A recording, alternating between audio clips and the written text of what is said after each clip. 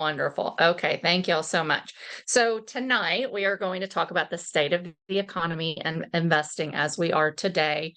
And all of this data that I've put together for you is data that I've compiled on my own for my own research, just so that I could figure out where exactly are we and how do we make heads or tails of all the data, especially when the data is conflicting, because you will turn on the news and one channel will tell you the economy is doing great and the other will tell you it's struggling. One economist will tell you that the economy is booming and the other will tell you that we're heading toward a very deep recession. And so I learned a long time ago, really after the 2008, 2009 crisis, that I needed to do a better job really watching the economic signs so that I made better investing decisions, because I was blindsided by the GFC like many other people were. And I learned that I needed to become a student of the economy so that I wouldn't be blindsided again, and so that I could make better decisions about growing my wealth regardless of where we were in the economic cycle. So tonight we're going to talk about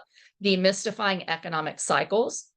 We're going to talk about key economic health indicators like GDP, CPI, and PCE inflation, what they are, what the differences are, unemployment, wage growth, gross domestic income that a lot of people don't know about, and NNS, which is net national savings.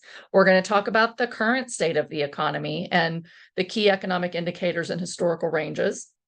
We'll talk about monetary and fiscal policy reactions. Monetary policy is the reactions of the Federal Reserve, and fiscal policy is the policy of the US government. When we're talking about the United States, that's Congress, and sometimes it's the president through presidential executive orders.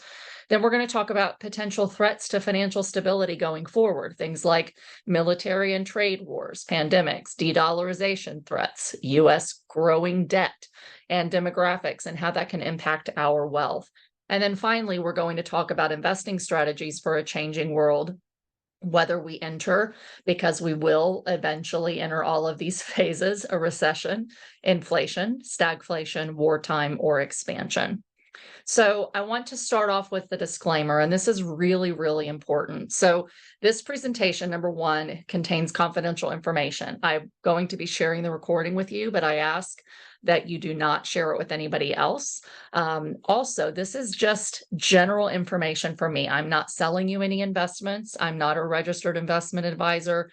I no longer have any securities licenses. I gave those up intentionally because I worked for AIG and I was growing my own investment portfolio, no longer needed my license, and I didn't want to have to get their approval for every investment that I ever made. So I let my licenses go when I decided to pursue real estate full time. I am not a CPA or a certified financial planner. So it's really important that as I go through this data, you understand that this is educational only, and that any statements that I make, any data that I share, any opinions that I have are really just to get you thinking. I tell you and ask you, do not take any action for investment suitability, especially when I talk about securities at a high level, just because I think something might be good or might not be good during certain times of the economy. If you want to continue to stay on the webinar, you have to agree to hold me harmless, that you are not going to hold me responsible for any investment decisions that you make, and that you will not have any claims for liability or damages for me based upon the information that I'm sharing with you that are my own opinions. If you don't agree to this, I'm really serious. If you're going to be the kind of person that's going to take the data and make a huge investment decision tomorrow based on what I've shared with you and not talk to your advisor, I want you to stop the call now. I want you to leave the call and I will refund your money. It's that serious, because I don't want you making investment decisions just based upon my opinions and what I say. So talk to your own advisors after you learn something new. My goal is to teach you something new, but talk to your own advisors, and this should get you thinking about questions that you want to ask them to help you as they help guide and lead you through your investing. Okay, so about me. Some of you know me, and some of you heard about this call from other people and don't really know me.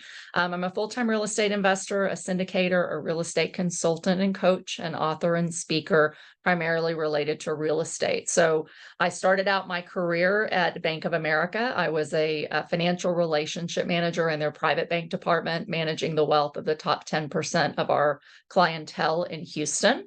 I did win the award for the #1 private banker in Texas, so I am proud of that. I left there and worked for AIG for 20 years, developing products for high net worth and affluent individuals, banks, and institutions. And on the side, I started a side hustle into real estate because as much as I knew about investing and telling people what to do with money once they had it, I didn't have any of my own, and I didn't want to wait till I was 65 and retire on $1 million and live on $40,000 a year. That just didn't sound very good to me. So I started real estate investing. Over the last 25 years, I've done about $300 million of real estate across different asset classes, multifamily, single family, vacation rentals, you name it, in multiple states where I'm still very active. And I do syndication for multifamily. I'm currently really, really careful. I haven't bought anything in over a year when it comes to a large multifamily property. We are developing some properties that are going through a very long HUD process, but I am currently not offering any syndication. So this isn't a call to try to get you to jump in on one of my deals. It's truly is just educational. And I've been featured in multiple books and really enjoy speaking, really just to help people to overcome your fears, dissect knowledge, and really help you to mitigate risk and make wise investment decisions to grow your wealth. So that's what this call is all about. And this is how I have some qualifications to be able to talk to you about these things. So the first thing I want to talk to you about is really just understanding economic cycles. It is really important for you to understand economic cycles for making informed decisions about where we are and about adapting your investing strategy, because the reality is we've lived through a very long expansion period. That's where the economy is growing. And a lot of people haven't been investing long enough to know, what do you do when the economy changes? And how do you make wise decisions when the economy changes? And sometimes it takes shifting from one asset class to another or one strategy to another. And so I hope that by the end of this, you'll understand kind of where we are and what kind of strategies you might be able to use, particularly focusing on real estate, but I'll talk to you about other asset classes as well at a high level. And so first, we're going to start with a peak. So the peak is simply the height of the economy when real GDP, gross domestic product, what we're producing as a country, peaks with the maximum amount of output and employment. At this time, the confidence is very, very high. We had, a peak probably around 2018 before we started into a 2019 manufacturing recession and then went into COVID. We've had another short peak that probably ended about 2022, and we've been on a contracting cycle. But essentially, when you have a peak, there's so much production and so many people feeling great about the economy that they're spending a lot of money. Inflation starts to rise as more demand comes up than there is supply. And eventually, companies stop making tons of profits when they can no longer raise the price of their product and consumers pull back. Profits get stretched, and the Fed comes in and raises rates to slow growth. And that's purposeful. They don't want to have so much production that it increases inflation to where you end up with an inflationary crisis. So they come in and they raise rates just like we've seen them do over the last year to slow and cool things down. Some sectors start to contract before others. And depending on rates and depending on how high inflation is, these peaks can be a short-lived time period or they can last for quite some time. After the peak, you enter the contraction phase, and that's where real GDP starts to decrease. The economy slows down. Consumers start to pull back, oftentimes because prices just get too high. Profits really start to decline. Investments slow. Oftentimes it's because rates are high, and so the numbers just don't seem to make sense when you have high prices coming off the peak and high interest rates because the Fed is trying to cool things down. So we've clearly been in that type of contractionary phase for a while. And eventually layoffs start to begin and confidence starts to decline. Rates are generally held flat or high above a certain inflation target until that starts to come down. And we're seeing those things right now. And then eventually, when the economy starts to contract enough, the Fed makes a decision to lower rates to try to prevent a recession. This is this proverbial soft landing that everybody's been talking about the Fed trying to accomplish. It's let's go through a contraction, and instead of troughing at a very deep level of a recession, they're hoping that you contract and then you start expanding and recovering real quickly. But during a contraction, credit tightens, defaults start to rise, and these periods of time can last sometimes, as we're seeing. Finally, if the economy contracts enough or too much, you will have a recession. And a recession is when real GDP declines to its lowest level. There's generally high unemployment and low investment. People pull back. You start to see an uptick in bankruptcies and foreclosures, and you start to see low confidence throughout the economy. Rates start to drop to low levels, and fiscal and monetary policy become loose in order to fuel a recovery. So this is when the Fed will come in, they will cut rates, and sometimes they'll cut them drastically. Bank credit starts to get really tight because of how many people and businesses and real estate investors are foreclosing or going bankrupt. And the amount of time, how deep they are, and how diffuse they are really can vary. But the thing about recessions is, for investors that know what they're doing, this maximum point of pain at the bottom can be your maximum point of opportunity at the top.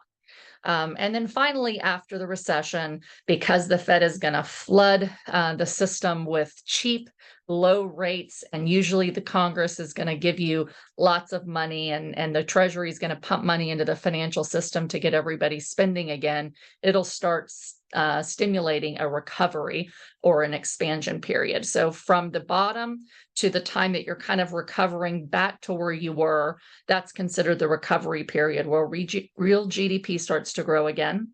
Employment, business, investments, and profits start to grow, and consumers start to spend more money again. And so at this time, rates are held low. Credit starts to loosen after you've gone through a recovery period. Banks start lending again. And during this time, some sectors are going to do better than others. And here's the reality, though. Sometimes it can take several years to get through a recovery. Generally, it's 2 to 3 years before you start a true expansion period again. And we will continue on. Okay. The other thing that's important to understand is that when you hear economists talk about where we are in the economic cycle, sometimes they're talking about different things. And so you have two different types of trends or in an economic cycle. One is a cyclical trend, and one is a secular trend. The cyclical trends are short-term trends that kind of project what's happening over a 6 to 18-month period. And a secular trend is a longer-term trend or trajectory of the economy over a longer period of time, let's say 3 or 5 years. We won't get too into it tonight, but there's also structural trends, which are really long trends, decades long. So cyclically, changes in economic conditions can go up and down, but they might not actually cross over a secular trend going, either down or going up as an economy, either declining or expanding. Or they might not even be a reversal of a longer term trend, but they could be. So economists often focus on different indicators to determine changes that may indicate a different timing or a phase of the cycle. So if you look at the chart at the top in the center, you'll see a line, a red dotted line that goes down. That's a secular trend. It's a trend that means the economy is starting to decline. But within that long-term declining economy, you have cycles that are shorter term. The red line would be the trend line. If you're above that, you're in an expanding period. And if you're below that, you're in a contracting period. So you would have a start out at a recession, you would have a recovery, you would have growth or expansion, you would have a peak, then you would have contraction. Then if you contract enough below that line, you have a recession, a trough, and then a recovery. And it can go over and over again. And sometimes those lines don't actually cross. So the next thing is, how do you determine where we are in a cycle in one of these cyclical trends, and if there's a reversal of a secular trend, an expanding or a contracting economy?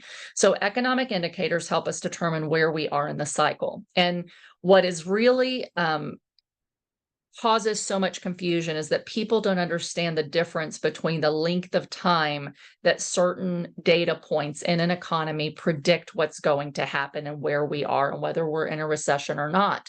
So we have these longer leading indicators, things like monetary policy. What the Fed does tells us what they think is going to happen in the future. So they react based on data that's coming in. It's past data, but also real-time data, but they're saying based on this data, this is where we think we're headed, and then therefore they make monetary decisions based on where we think we're headed, more so than just where we've been in the past. The yield curve inversion. The yield curve essentially is how much yield are we making from a 10-year treasury versus a 2-year treasury. Typically, the longer you lock up money, you're paid a term premium. You're paid a higher interest rate on that treasury in order to lock up your money longer term, and a lower interest rate on money short term. But depending on where the economy is going, if the economy and bond owners think that the economy is going to get worse in the near term and better in the future, you'll have a reversion where you actually get paid more for a shorter duration treasury than a longer term treasury. The housing market is a leading indicator. So then you've got shorter indicators like what's happening in the labor markets, what's happening in manufacturing and in trucking. And then finally, you have coincident or real-time indicators. These are the indicators that the National Bureau of Economic Research uses to date recessions and tell us whether we're in a recession or not. Their employment and payroll, sales, industrial production, and personal consumption. So I want to show you how this works in real time. If you look at the top chart on the right-hand side, you'll see a trend line with everything above it being an expansion and everything below it being a recession. And if you look at the longer leading indicators, you'll see that the longer indicators, when the economy starts to contract, they hit that recessionary bottom first. So if you're looking at numbers like the yield curve or like the housing being a recession, that can indicate we're heading toward recession. But you can have short-term indicators and real-time data saying we're not yet in a recession. So the leading indicators lead the market to tell you that things are cooling down. Then they are usually followed by the shorter leading indicators that tell you, okay, now not only is monetary policy and yield curve and housing telling us that the economy is heading toward a recession, but now we also have labor and manufacturing and trucking entering a recession.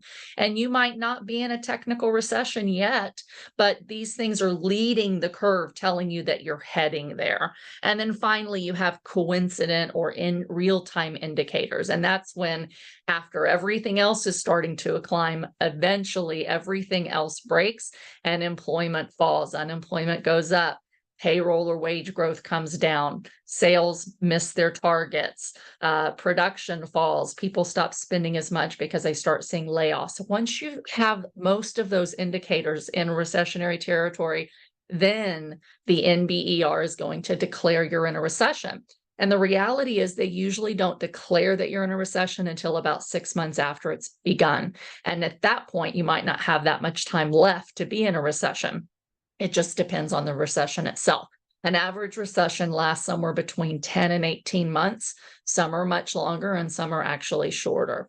So other indicators that we really focus on, and these are the ones that you hear the most talk about from the Fed, are where is GDP, where is CPI and PCE, and where is employment. So again, these numbers are kind of down toward the bottom, more coincident real time. So GDP is the amount of growth. And then they want to look at the level of growth and the makeup of that growth. Are all sectors growing together, or are certain sectors struggling while other sectors are doing good? Then they want to look at inflation. We'll get into the details of the differences here as we move forward, but they want to look at the inflation level. So they might say inflation is at 3%, but then they want to look at the makeup of inflation to see if it can be controlled by monetary policy or not. And then finally, they look at employment, the level, and then the wages being paid. Other things economists look at, and you'll hear thrown around, are where are the US Treasury rates? Where is our currency value compared to others around the country? Not a lot of people talk about this, but this is really important and can really drive what the Fed and the government end up doing if we enter into trade wars where certain countries are doing better than others. And I'll explain that as we go. Then they want to look at debt to GDP levels and how that influences interest rates. They want to look at the nation's gross domestic income, net national savings. We also want to look at US fiscal policy. What's happening at Congress, right? Congress might be dumping a bunch of money in the system while the Federal Reserve is trying to pull money out. So while the Federal Reserve might try to tighten conditions and bring things tighter, if the federal government fiscally keeps putting money in the system, that can cause inflation to continue to rise. So that's one of the things we look at, as well as outside threats. Okay, so along with cycles in the economy, the business cycle or the economic cycle, we also have to look at real estate cycles and credit cycles. So most of us on this call are probably real estate investors. That's probably how most of you found me. So I just want to go through really quickly, how does this impact real estate? So real estate cycles also move in cycles. They typically are aligned with these longer term secular business cycles, but they don't always trend in exactly the same timing or pattern. In fact, real estate usually leads a cycle. So it either starts to recover or starts to go into recession before most other things do. And so it's a pretty good indicator of where we might be heading when you see what's happening with real estate. So there is a national real estate cycle, but you've also got a lot of variability between regions, where certain regions of the country might do really, really well economically, have a lot of job growth and population growth. They might have a lot less supply than demand, or they might be the opposite. They might start to decline in one area. You might have people moving out. You might have more layoffs because a certain industry is hit. And so, there is variability within these phases. And also, as we've seen, single family and multifamily housing demand and supply may also vary, where, you might have a lot of demand for single family houses in an area, but not so much for apartments or vice versa. So the phase of the cycle that you're in can impact supply and demand for properties, ease and flexibility of the credit that you're able to obtain, the best strategies for owning properties, and the most profitable ways for owning properties. So it might make sense to buy certain types of properties in a certain strategy at certain times in the market and not others. So, for example, if you look at the chart in the green, we'll just start again on the left-hand side. You will start out in a recession and you will start to recover. So stage one, we're going to call recovery, which is aligned with stage one of the credit cycle that we just talked about, where you're going to have a low demand for housing generally because people have just suffered through a recession. So they might have depleted all their savings for a house. They might not be able to pay for as much rent. You typically have high vacancies for a while. But when you're in recovery after you've bottomed, it might be a great time to buy properties or to refinance properties because you're generally going to be buying them cheaper because of low demand. Phase two or stage two is the expansion period. This is once you've recovered fairly well to where you were before a recession or close. Interest rates start to come down because banks say, hey, you're starting to recover. People aren't defaulting as much. It's a great time to refinance properties or to invest in developments or value add deals. This is the time when the economy's expanding and a rising tide lifts all ships. It's a good time to know that when you're buying properties, you can flip them, whether they're small properties or large properties, and generally make a profit as values go up, as credit eases, and as rents start to go up. But once you've hit a peak, you start generally having oversupply. Now, this phase that we're in is a little strange because most markets didn't actually have hyper supply before we went into high inflation and a peak. But we had a lot of helicopter money dumped in by the government that helped people to be able to, spend a lot and drive up inflation even without hyper supply. But generally in real estate, you have oversupply. And we do in a lot of different markets where a lot of people moved to the Sun Belt, for example. And so there was a lot of apartments built in the Sun Belt, and then they got oversupplied. When that happens, you have an abundance of inventory, construction starts to slow. Generally, again, because we talked about with the economic cycle, you have interest rates that are starting to rise and it becomes more expensive to build, and therefore construction slows. It's a good time to sell when you're in kind of the top of this declining economy cycle, but it's not as you get closer to the bottom. It might be a good time to buy a stable asset that will weather the storm through a coming recession and that will go up in value over time. And then when you're in a recession, demand plummets, defaults soar. It's time to buy properties for rock bottom prices and have the wherewithal to hold them until the next expansion period. But when you're in a recession or you're heading toward a recession, it's not a great time to be doing construction or value add properties or flip properties, because the values and the rents may continue to decline. So it's harder to time the exit. So when you buy for rock bottom properties in a recession, you usually want to buy and hold them for a while before you sell them when things start to expand. And if you look at the credit cycle in real estate, this is really important as well. I'm going to start in the expansion period when interest rates are relatively low. I put here anyone with a pulse can borrow, and credit defaults start to bottom. So as things are expanding, it's really easy to borrow money. Then when you hit a peak and you start to downturn, the Fed starts to raise rates, lending starts to tighten a bit as credit defaults start to rise. And then in the repair area, interest rates peak, lending is difficult, and credit defaults peak at that point. Then you go into recession. Repair is basically bottoms at the bottom of the recession, and then you come back through a recovery. So when the Fed, when the NBER has declared a recession, they will cut rates, but lenders are going to be very cautious for a while until credit really starts to decline, and then they're going to make it easier. So depending on where you are, you might find rock bottom prices, but you might have a hard time getting a loan. Or if you're at a peak, you might have an easy time getting a loan, but maybe you can't find product.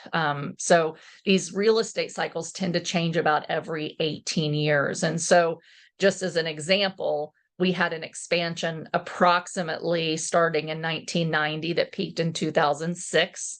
That was about a 16-year period.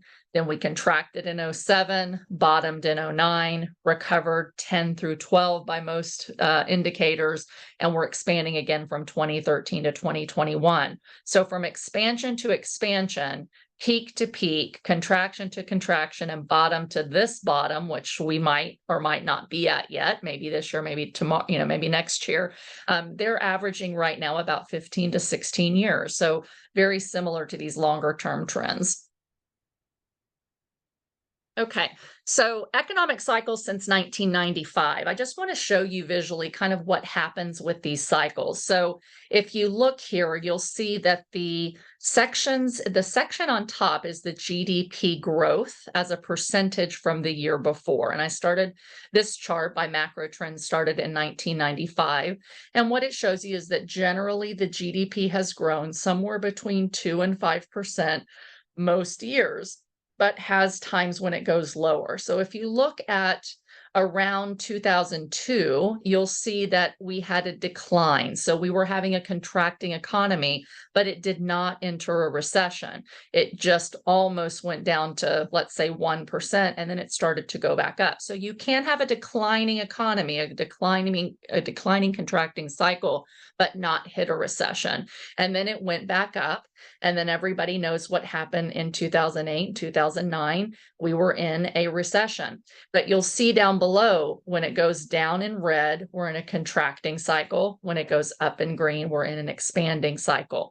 And so after the 2009 crisis, we had a recovery, and you'll see that GDP kind of floated around 2 to 2.5% over the next several years, really from 2010 or let's say 2011, all the way over till about 2018.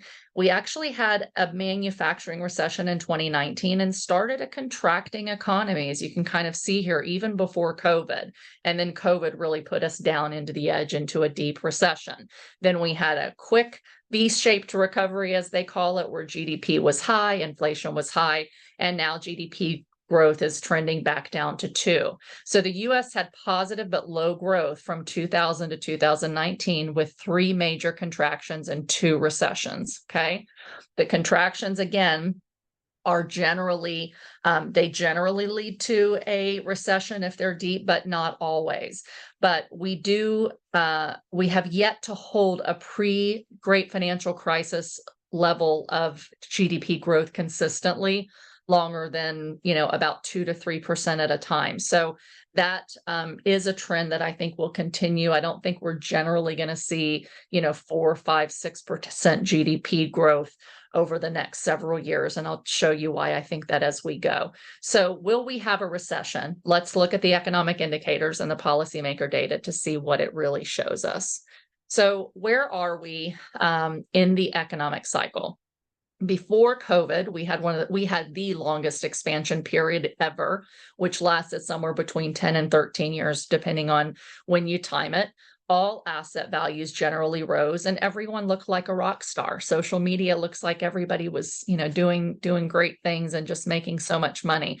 In 2019, we had a stock market tantrum response to the Fed trying to raise rates in December of 2018.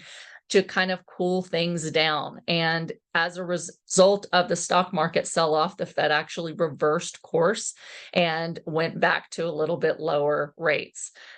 They cut rates, the economy slowed and was really heading into recessionary conditions again with a manufacturing recession, but it continued to float for about a year, and then we had COVID.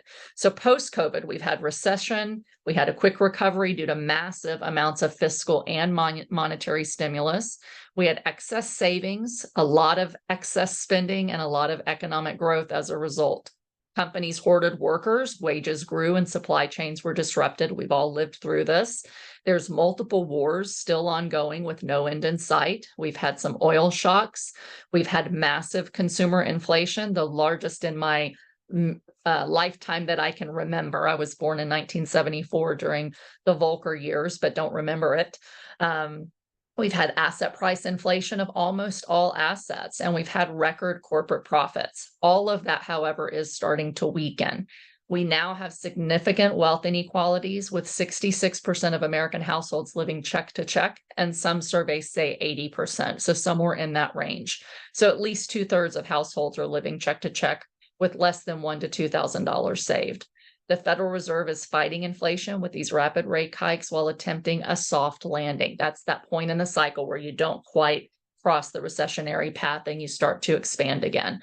So what is clear is that we're past the peak and we're on a contracting path overall. There is a massive disconnect, though, between Main Street and Wall Street. So what the stock market does not always reflect down to what the real Main Street, the real economy is showing. So where is GDP? GDP is really the measure of national growth that we use most. So GDP is positive, but it is starting to fall. Overall, it is positive, but we are starting to see some shifts in the different components that make GDP. So we had a GDP print of 3.4% for 2024, the last quarter. And then we saw, we expect, or the government expects about 2.8% this year annualized. So GDP is made up of multiple different components, okay? It is falling in goods and services, most of services, but not all, but it is rising through government spending. It's the exports and private inventories that make up GDP are starting to fall. And historically, a declining GDP has been produced with government spending. I'll show you some of that detail as we go, but it's the same today. So if you look at the bottom right-hand corner, you'll see GDP. This is from the U.S. Bureau of Economic Analysis, and you'll see orange is GDP, but the orange GDP is made up of a mix of private goods, private services and government spending. And you'll see in Q4 2022, we had very expensive goods. Part of this was because of the supply chain issue. Our private services were not very high, and the government really wasn't, they had slowed their spending. Then you go to the first quarter of 2023, and goods had really fallen as energy prices fell, but people were spending more on things like eating out, going on vacations, and the government still wasn't spending a lot. You move into the third quarter, the second and third quarter, and we started seeing an increase in goods. And some of that had to do with our oil shocks, in part due to the conflicts around the world. And when that happens, then good prices go up. People were spending less on services. But something that started to happen is in the fourth quarter, GDP started to fall. People spent less on goods, again, partially due to energy prices, and less on services, but the government spending really ticked up. And when government spending really ticks up, it keeps the economy and it keeps GDP floating just a little bit longer than maybe what the economy otherwise would have done. If you look at some components on the top right, you'll be able to see that, starting in, this is really from February to March, but starting, beginning of March, you'll see that net exports are really, really down, as well as private inventories for manufacturing. Government spending has gone up, and consumer spending has continued to remain strong. If you look at the chart on the left, you'll see real GDP by state, and you'll see that certain states are really carrying GDP, states like Texas and Nevada and Florida, Arizona, Utah, where you'll see that other states are really starting to struggle and really not producing much. And so it's important to kind of dig beneath the hood to see where we really are. And as a nation, if you look in the top left, you'll see kind of the trend we've been on post-COVID, where it's been kind of lumpy. It looked like GDP was really starting to fall. I thought we were heading for a recession late 2023, and suddenly GDP surprised to the upside in late 2023. But again, you can see that the government started spending more money to prop things up. And then the last prints that we saw were in the 3.4% range. So the drivers of GDP are generally consumer spending, business spending, manufacturing, exports, government spending, and how they're faring and how they will continue to grow or pull back really will help show us where we're heading as an economy. So where is GDP heading? So these three graphs are taken directly from the Congressional Budget Office report. So this is what Congress is expecting to happen, and the Office of the President is expecting to happen when they're setting their budget goals. What you can see is that the CBO expects GDP to grow at a 2.2% overall path this year, and then it expects it to decline again to 1.9% from 2029 to 2034. This is really important, because it tells you that even though we are seeing some higher GDP prints, they don't expect it to last, and they do believe that it's going to go down to really where it was after the GFC. They don't even anticipate us having higher GDP than what we did before the 2008 recession. The other thing that's important for us to understand is that primarily the growth that they do think we can produce from 2024 onward is primarily for two reasons. One, they want and need and expect a surge in net immigration, which increases the projected growth of the labor force.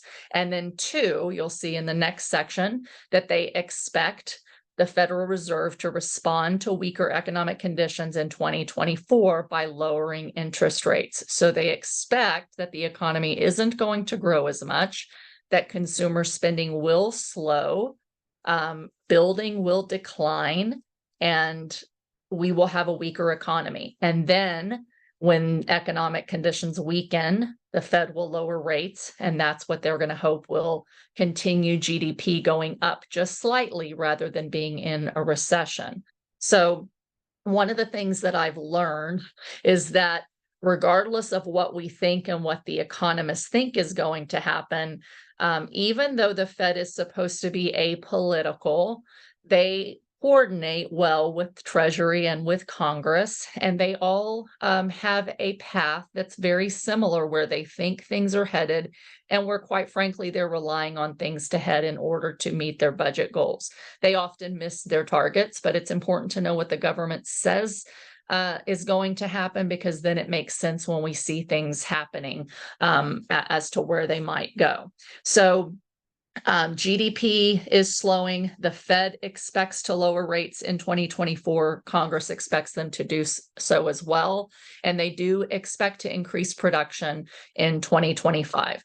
Within that, though, there is a level of uncertainty. So the Congressional Budget Office estimates that there's a 2/3 chance that the annual growth rate of real GDP will be from -2%, which i.e. is a recession, even though they say they don't expect a recession, and 2.9% in 2024, and then 0 to 4% in 2027. So the estimates are negative to flat to growing well above pre-1974 growth on the very, very high end. So it's a very large range, but they tend to be pretty confident that we'll be somewhere between just recessionary up to about 3 to 4%, with their average estimates being in that 2.2 range for this next couple of years, and then 1.9 thereafter.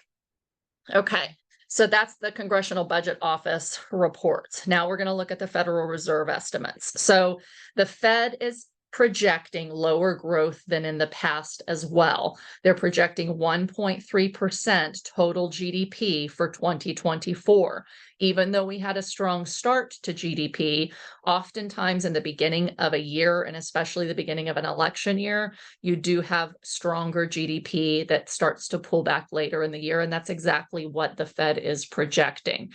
Then they show us getting back to a 2% GDP through 2028, and going from 2.1 and then maintaining at 2.2 real GDP. Now, real GDP is inflation adjusted, okay? So if your inflation is 2 and you add 2, you would be at 4. So let's look at 2026.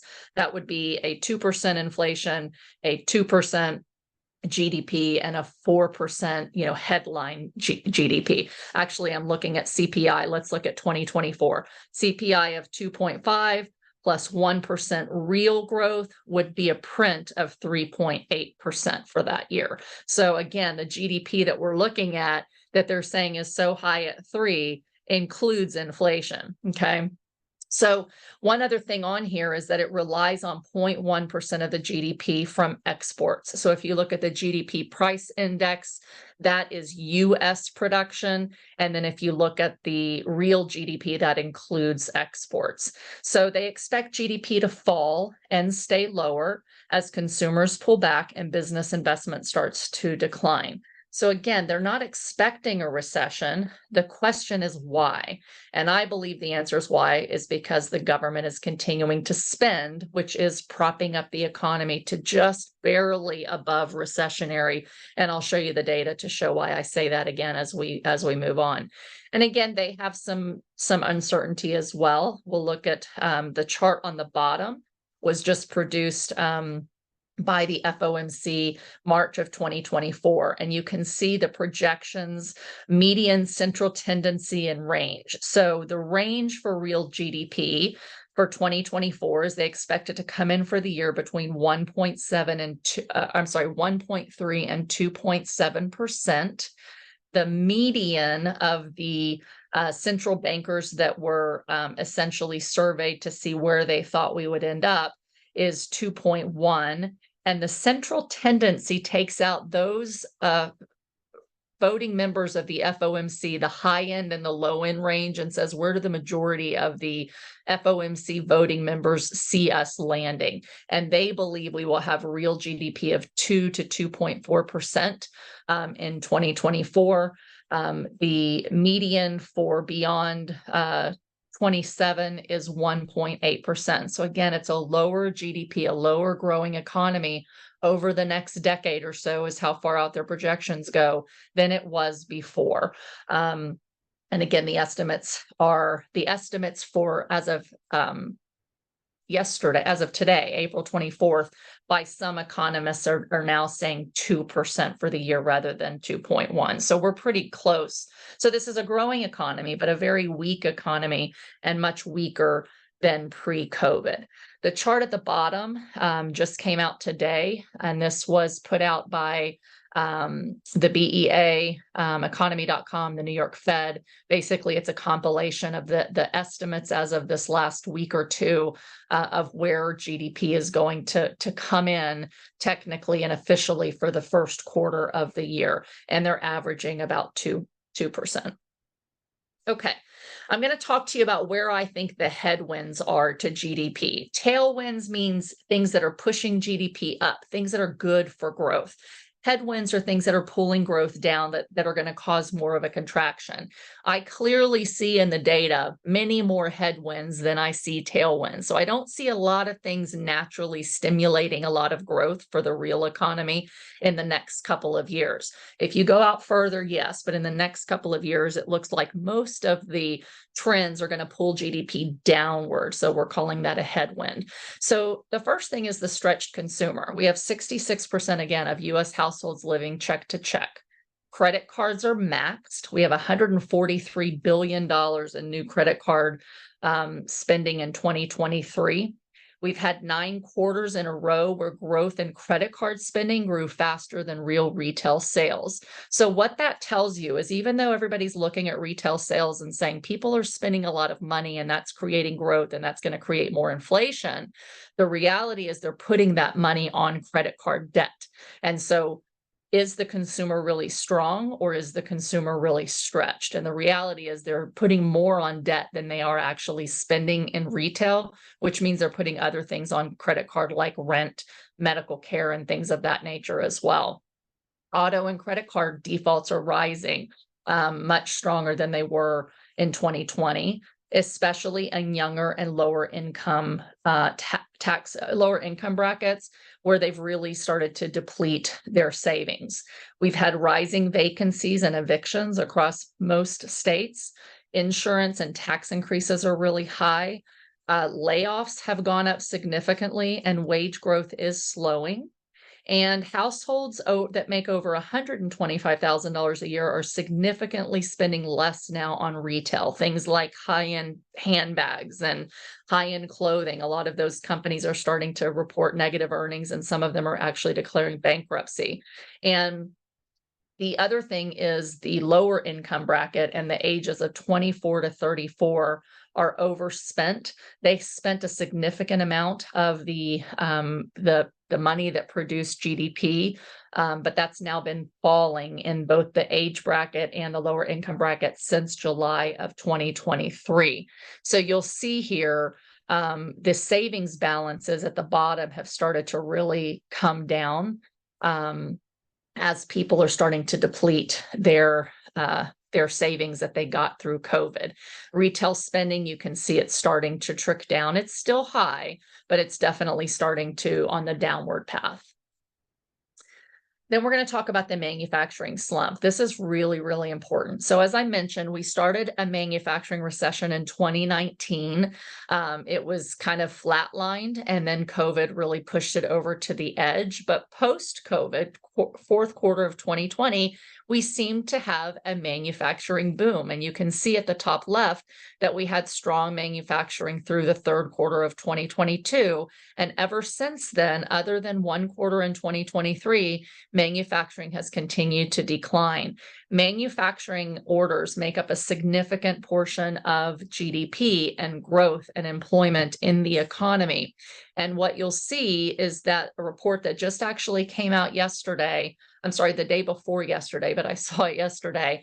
The US puts out, the S&P puts out a composite of the 4 main areas of manufacturing and services businesses to see where was output. And for March, PMI composite orders was down to a 4-month low. Service businesses, which is where we had the most of our inflation in the last monthly report, was actually down to a 5-month low. Manufacturing output was down to a 3-month low. And the most important number here is U.S. manufacturing PMI, which was down to 49.9, a 4-month low. But PMI, when it drops below 50, has always indicated a recession. So this just hit 49.9 and indicates that we are in recession, at least manufacturing. So as manufacturing generates growth, if it falls, GDP starts to fall. I'm going to just put on here and highlight some important quotes that came out of the report. One is output growth cooled in line with demand weakness as new orders decreased for the first time in 6 months, modestly. Falling new business was signaled among manufacturers and service providers. Some service providers suggested elevated interest rates and high prices restricted demand. Manufacturers often linked lower new orders to inflationary pressures, weak demand, and sufficient stock holdings at customers. The more challenging business environment prompted companies to cut payroll numbers at a rate not seen since the global financial crisis. That's 2009. If the early pandemic lockdown months were excluded, the overall reductions in the workforce numbers were mostly centered on services. And again, services is where we just saw a high print in GDP for March, but that is coming down. The other thing I want to point out on the left is you can see a very close trend to manufacturing and where the 10-year Treasury yield is. And that's because as manufacturing grows, the economy grows. And as manufacturing new orders falls, the economy falls along with it, and Treasury yields also come down. So this is a very, very important thing to keep an eye on. Additional GDP headwinds are corporate profit declines, corporate layoffs, and corporate debt. And so you can see here, this is just a snapshot of a list of companies that have declared bankruptcy on the left and companies that have declared bankruptcy this year alone on the right. And there was a significant number already last year. I'm sorry, the right is layoffs, not bankruptcy. So you have a lot of companies starting to lay off as well as companies declaring bankruptcy. The lower income 24 to 34 age, again, used to spend a lot of money. They're starting to spend less. And so as they spend less, you see companies even like the Family Dollar store starting to declare bankruptcy as their profits start to decline. We've had the largest number of layoffs in a year so far, and it's only been 3.5 months since we've had in 2009. Most of the layoffs have been in tech, followed by financial, 56% increase in layoffs. Industrial manufacturing, this is in line with that report that we just looked up, is layoffs are up 1,754%. Energy layoffs are up 1,059%. Education layoffs, 944%, as we see colleges close their doors. 40% of CFO leaders surveyed by Resume Builder say that layoffs are likely this year, and 50% are going into hiring freezes. So again, these are leading indicators that tell you that as manufacturing declines, as corporate profits start to decline, spending starts to decline, you start to have GDP come down. And then there's significant corporate debt. Corporate bankruptcies and debt defaults are rising as costs rise. Debt service costs rise. So as inflation stays high and the Fed keeps rates high, that also makes it much more expensive to service debt. And they're unable to pass these increased prices on to customers who are starting to pull back. The next thing to look at is gross domestic income and net national savings. You don't see very much about this in the news, but it's really important for us to understand what these things are. So essentially, the most simplistic definition I can give you is that GDP is what we produce or sell, and GDI is what we keep as income. And so traditionally, whatever you're producing should be passed through as income into the country. They should generally be the same. So if you have high GDP, you're going to have positive gross domestic income to go along with those gross production, those gross domestic sales or production. So GDP and GDI right now have a 4.9% gap. That's the largest in history, with a 4.9% with a 4% gap reign. GDP sales are essentially not trickling into GDI incomes. So GDP will continue to fall as consumers are stretched to get closer to GDI, as it always does. This is a very, very strong recession indicator. If you want more information on this, you can follow Lacey Hunt or Steve Hanke. They're economists who've been around a really long time and are really focused on these numbers and how far off we are. The net national savings is similar. So essentially, if money is not trickling into income, it's usually going to service debt. And so it's not productive sales. So if you look at net national savings, this is how much the US government has saved to be able to actually invest in the future of America and to lend to other countries or lend through bonds, for example.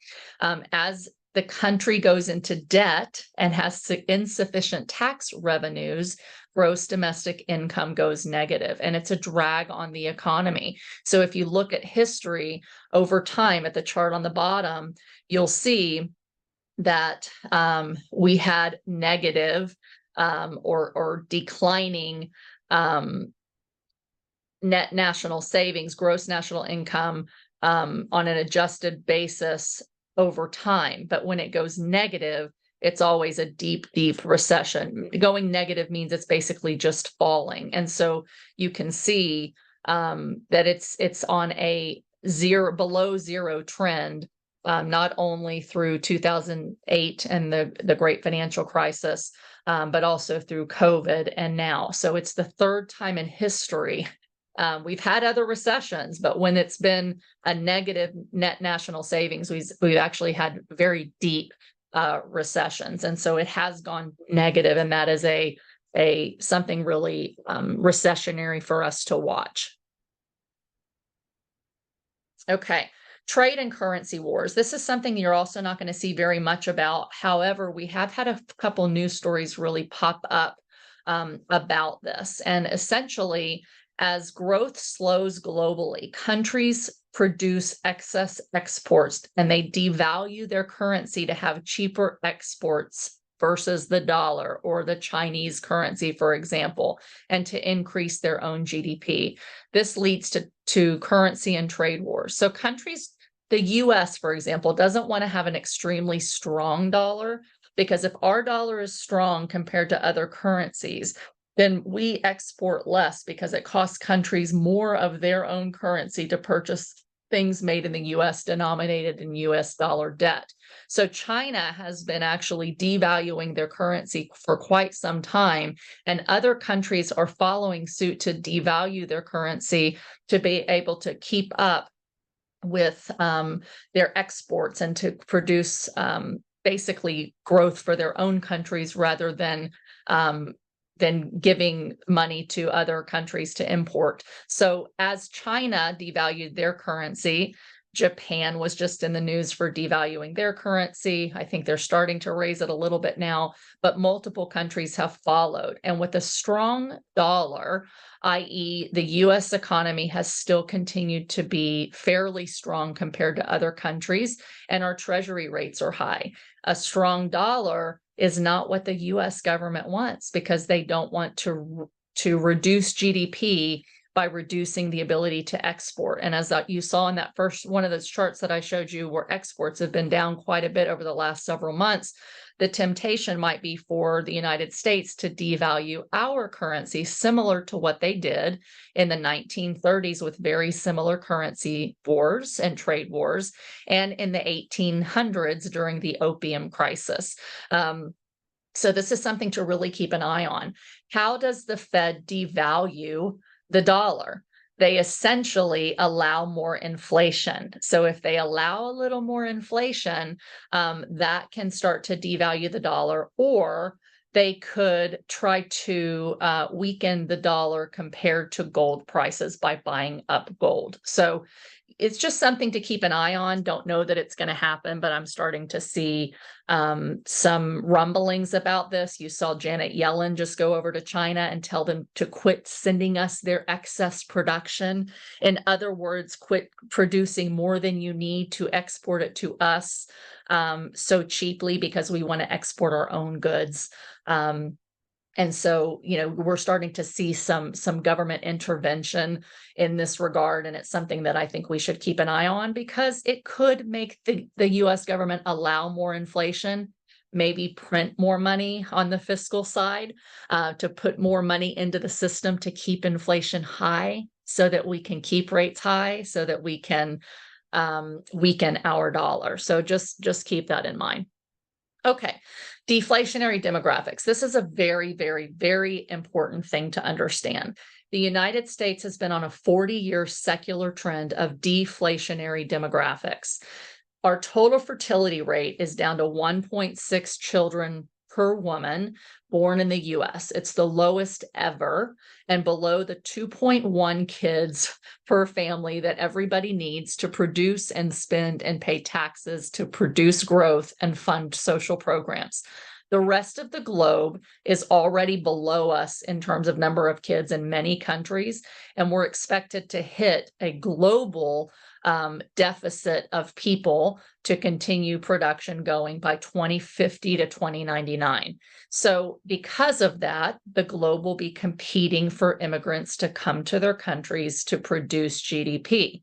We have 30 million baby boomers retiring in the next 5 years.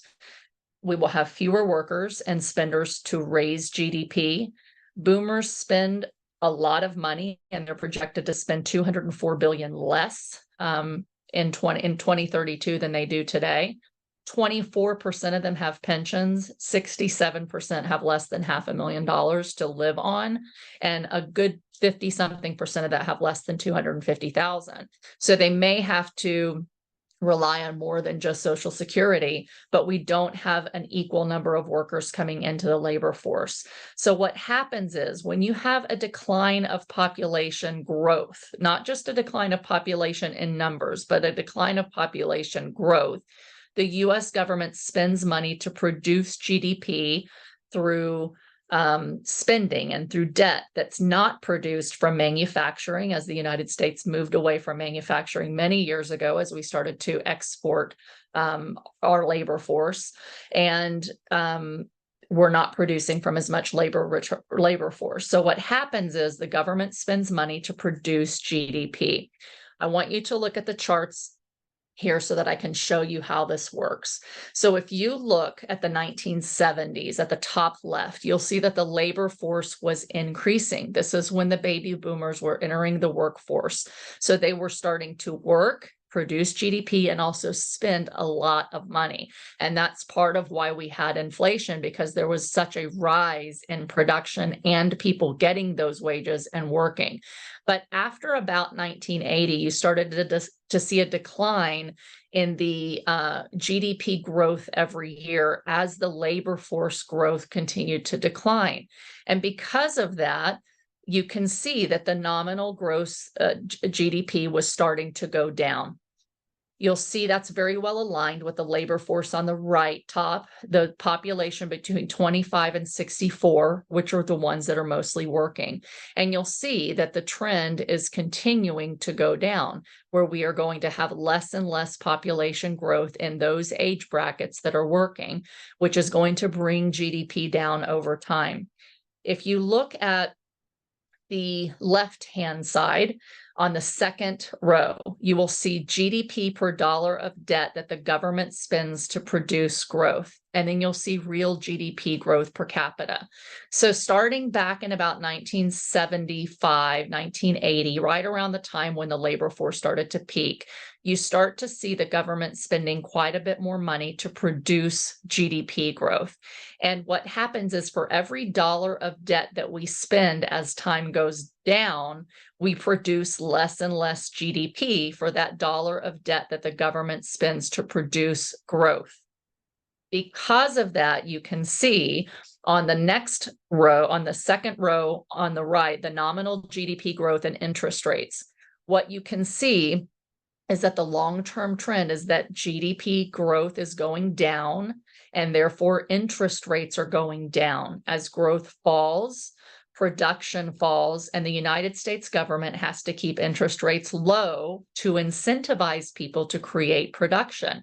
If not through labor and manufacturing, then through spending, through financial engineering, through borrowing money at low rates in order to create jobs and create apartments and things of that nature. So when I say we're on a long-term secular trend that's deflationary, this is what I'm showing you. Over time, the United States is producing less and less growth because we have less and less people working and producing growth. We're spending more and more money to produce growth, but as of 2021, you can see that $1 of GDP spent by the government to produce growth only produces about 27 cents of production. So we're spending $1 to get 27 cents of GDP, and that's part of why our growth, our debt continues to rise. If you look at the working age population now, in the ages of 15 to 64 in the United States versus China, Europe, and Japan, you will see that China, Europe, and Japan are already below the working population ages that produce annual growth. They're not producing enough growth to be positive. The United States growth is barely positive at about 0.2% natural growth, okay, without government spending. So when you see these charts that I showed you from the Congressional Budget Office and from the Federal Reserve showing that they expect growth to be only 1.9% going out, the next 10 years, give or take, this is part of why, because they can't produce more growth because we don't have the people to create the growth. And the government, therefore, is going to have to keep spending money to try to develop growth. And if you look at the U.S. federal debt as a percentage of GDP, the Congressional Budget Office projections show that they are not going to cut spending. They're not going to cap the deficit. They're going to continue to spend all the way up to 2053 and grow the debt much higher as a percent of GDP than it already is. Why?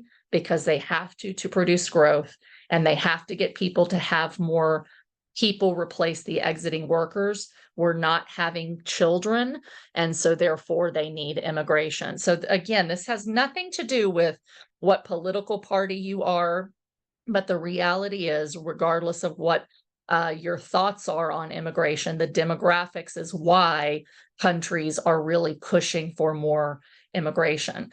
So the only way for us to produce money other than the government spending is immigration, bring back manufacturing and production to the United States, use AI and tech and robots to create more production, but that could also lead to more layoffs. And if you look at the unemployment numbers that the Congressional Budget Office and the Fed project over time, they're projecting lower growth, but they're also projecting higher unemployment over time than where we are really today. So this is really just important to understand because it helps make sense of the policies that you start to see coming and where we might be heading.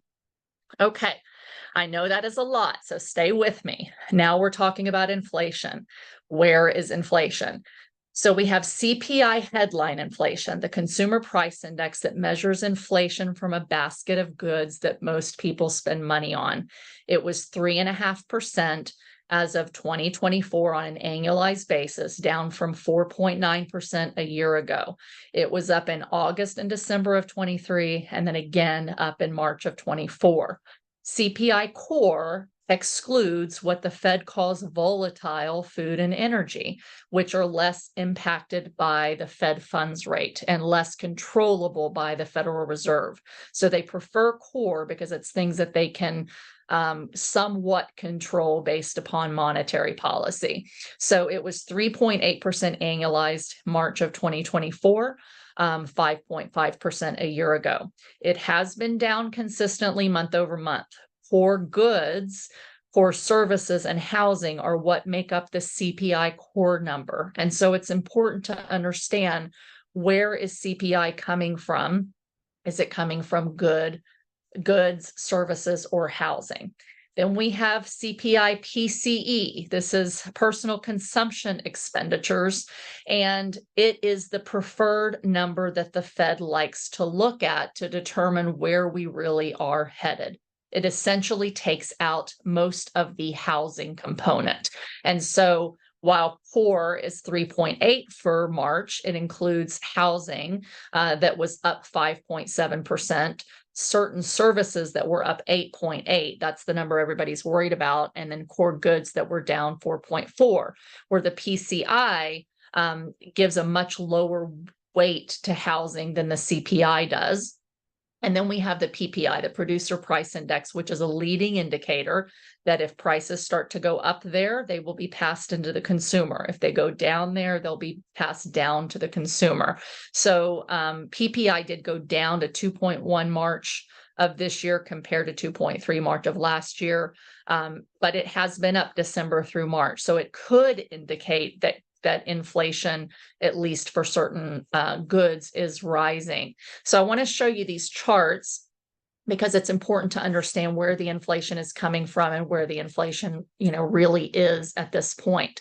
So if you look at PCE inflation, again, because it's the number that the Fed is really tracking most to and wants to try to get down to that 2%, you can see that we're not too far off at 2.78%. But what you can see again is that the inflation is made up of goods, money spent on housing services, super core inflation, which is the services without housing, and then that number makes up the core PCE. And what you'll see is that over the last several months, the housing services inflation has been about the same. The goods inflation has actually fallen quite substantially, partly in line with oil costs coming down. And most of the inflation has been in the services section. So if you look at the top right chart, you'll see over the last 12 months that we had housing inflation at a certain level. We had core services, core goods, and food and energy. You can see that food, energy, and goods inflation have come down substantially. Housing inflation is up, but not as much as it was. And most of the inflation seems to be in that core services area. So that's what everybody is focusing on, is super core inflation. That's the services. And in super core, the largest expense is housing. Makes up about 34% of the super core, where PCE weights housing at about 13%. The thing to know about the super core is that the housing number is really skewed. It is not really reflective of real housing. And we'll go into this a little bit more. But essentially, it uses a number that makes housing rent costs look higher than what they really are. Number one, the surveys lag about 6 months, so they don't pick up all the new leases that have been signed for lower rents over the last 6 months. It assumes that it assumes that a homeowner is going to go rent a comparable house to what they have today, and what would it cost you to rent that house today that you currently own. Well, of course, it's going to cost a lot more, but part of why is simply because of inflation being higher, and of inflation causing landlords' debt service payments to go up, because often landlords' debt is not fixed. It's revolving with a new rate every year, and therefore landlords are going to raise their rents accordingly.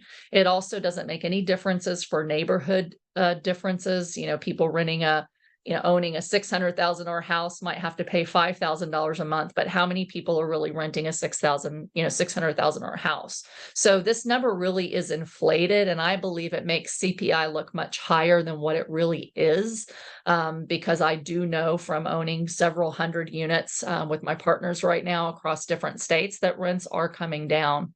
The other thing about the breakdown of these numbers, if you look in the bottom right-hand corner, this is just the services area. It essentially divides it up between healthcare, food services, other services, financial services, and transportation services.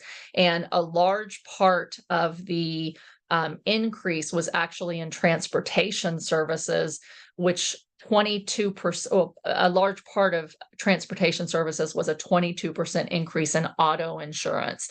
That could be annualized. Insurance has been going up several years, but part of the issue is that costs of cars have doubled. The electronic components are more expensive, and therefore it's been more expensive to replace vehicles that, components in vehicles that have had accidents. And so, the question is, if only housing is up, and we know that it's artificially high, and so does the Fed, by the way, and insurance is up, but everything else is going down below their target number, will they keep rates high just because we have a higher than expected CPI print or PCE print? And that's a question that we don't know until we see further, but most of the components are coming down quite significantly. And then the other thing to just point out, and I didn't know this till I started researching this particular chart on the bottom left over the last couple of weeks, is that it's not abnormal for most of PCE to come through services rather than goods. The news story said, oh my goodness, services was just so high compared to goods, and that's the reason we're going to have high inflation forever. But if you go back in history, all the way back to 1985, the blue line is the print of core PCE inflation that's tracked by the Fed. You can see that the services inflation is high. Usually goods inflation comes way down, both because with technology, things become cheaper over time, and because people pull back on spending goods, but they're still spending on services. So it's not abnormal to see services way high and goods and energy inflation start to fall and food inflation start to fall. It's a normal phenomenon. So we're not in any really abnormal point of history other than the owner's equivalent rent and essentially insurance. Okay, and this just shows you some of that information. So if you look at the top right chart, you'll see CPI for all urban customers in the United States. You'll see that food away from home has come down, food has come down. I'm sorry, food away from home is still high. Those are people that are eating out versus eating at home or buying groceries. You do have some uptick in electricity, which, we hope obviously comes down. And then you've got your shelter and your transportation. So that transportation services went up 10% year on year, with insurance going up 22%, being a big part of that.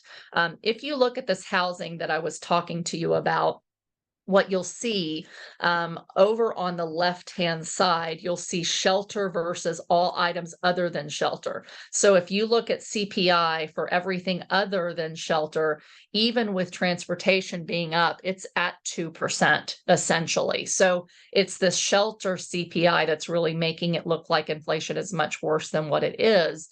But you can see that if you look at CPI shelter in the middle, you'll see that it lags house price growth quite substantially. So the yellow line is the Case-Shiller home price index. And you can see, obviously, home prices went way up after COVID, but they've also fallen significantly in many areas of the country, up to 15%, is the most recent nationwide report I saw. Although that varies significantly region to region, you'll see that the Case-Shiller home price index fell significantly, but CPI for shelter was still rising because there's a 6-month lag to the numbers. Then you see that the home prices started to come up just a little bit on the right, but CPI shelter is coming down a little bit, but not anywhere near to crossing over. So the lag definitely makes the shelter cost look higher in CPI than what it really is. And another chart that just proves that out on the right shows you CPI's rent number, the owner's equivalent rent, versus Zillow's observed listing of rents and CoreLodge's single family rent index, which is where most people find their housing. So you'll see that it's down in the 3% range, yet CPI for housing is still using a 5.7% increase. There are areas where apartment rents are growing, and I've shown you those on the left. So for those of you that invest and look for good markets, they're still doing pretty well, but a lot of other areas of the country, the rents are coming down. Okay, where is CPI and PCE heading? So we're coming back to reports from the Congressional Budget Office and the Federal Open Market Committee. So if you look at government estimates, you'll see that projections are for PCE to grow at 2%, both in 2029 and 2020. So these were their projections before COVID. And then obviously we had COVID hit. So before COVID happened, they projected that we would have a inflation of 2%. So they thought COVID would be transitory and we go right back to that too. Obviously that hasn't happened. Since then, the CBO projects PCE falling as food, goods, and energy supply pressures fall, and shelter inflation to fall as rates start to ease. So they're showing there they don't expect shelter inflation to fall until rates start to ease, and they expect it, CBI, they expect PCE to get down to 2% by 2026. They expect the feds to lower rates in 2024. So again, the key projection here in the middle is that inflation is projected to be lower in 24 and 25 than in recent years, based on easings of food, energy, other goods, slower growth in price, shelter services because of elevated interest rates. So they know that part of why the shelter is high is because interest rates are high. And then the CBO is projecting a 2/3 chance that PCE will be between 1.1 and 3.1% in 2024. The estimates are slightly higher than 2019 at 2%, but there's again a very large range. The question that I have is, are they accounting for possible conflict related to energy spike and oil shocks again if we have continued escalations and conflicts worldwide? I'm just not sure that they are. Okay, where is CPI PCE headed? Again, based on government estimates, the Council of Economic Advisors is showing CPI of 2.5% in 2024, then to 2.3% all the way to 2034. So they expect, the Fed keeps saying we want to get back down to 2%. We want to get to 2%. And so people think they won't cut rates till we're really close to 2%. But the projections have been that they want CPI to be 2.3%. Remember, the government wants a little bit inflation because the higher the inflation is, they pay off their debt with cheaper money that's been devalued over the future. So if they can get a little bit higher inflation without us thinking that it's a problem, then that's a win for the government when they have a lot of debt. So the hope of 2.3 to 2034, it's slightly below the historic pre-COVID CPI. In February of 2017, we were at 2.74%. In July of 2018, we had inflation of 2.9, and in January of 2020, we had inflation of 2.49. They were trying to keep it down lower than that, but it just goes to show you that when we see a print of 2.8%, it's not that far off of history at levels that the Fed allowed to some extent. CPI, I expect to fall and to stay lower. They expect CPI to fall as consumers pull back and business investment declines. After 10/7, they did start accounting for energy shocks, although oil has been pretty up and down. And I just don't know if these numbers really account for that to get much worse. But if there are more shocks externally, that could cause goods inflation to go back up. So there is uncertainty with CPI. The FOMC members of the Fed project declining PCE at 2.3 to 2.7% in 2024, 2.1 to 2.2% in 2025, and then back to 2% in 2026.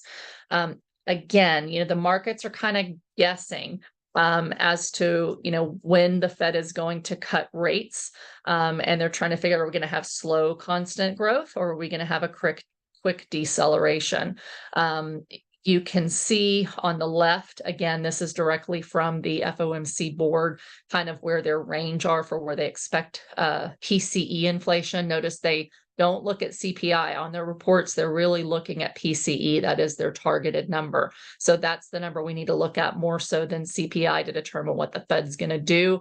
The central tendency, where the most of them are, is ending this year at 2.3 to 2.7.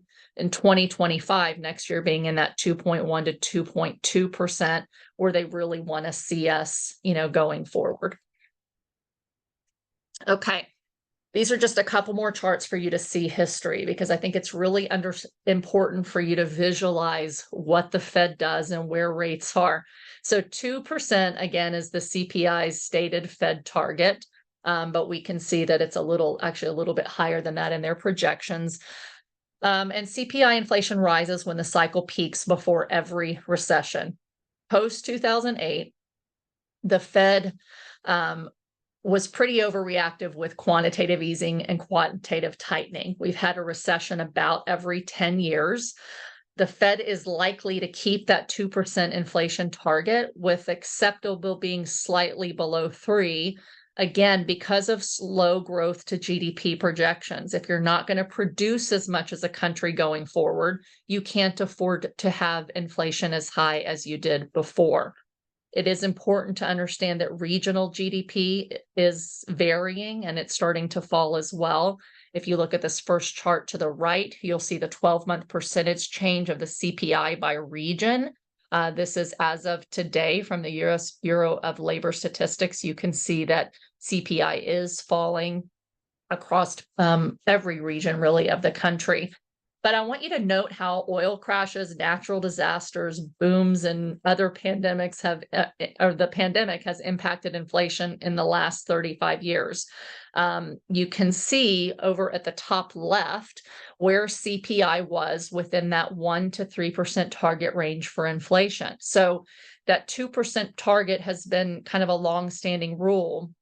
But what you can see is that they typically don't do a whole lot with rates until we hit a certain point. So the top chart, you'll see that CPI peaked just before we had a recession. And then you'll see at the dot-com bubble before that, we had CPI getting well above that 3% mark of inflation. That was a booming economy. And then we had a recession and we had a contraction. And then we started to grow, and CPI started to get hot after about 2003. Then we had a housing bubble in 2006 when inflation was high. And then inflation started to come back down before the Great Recession, but then it started to go way back up at 4%. And then we had a deep recession.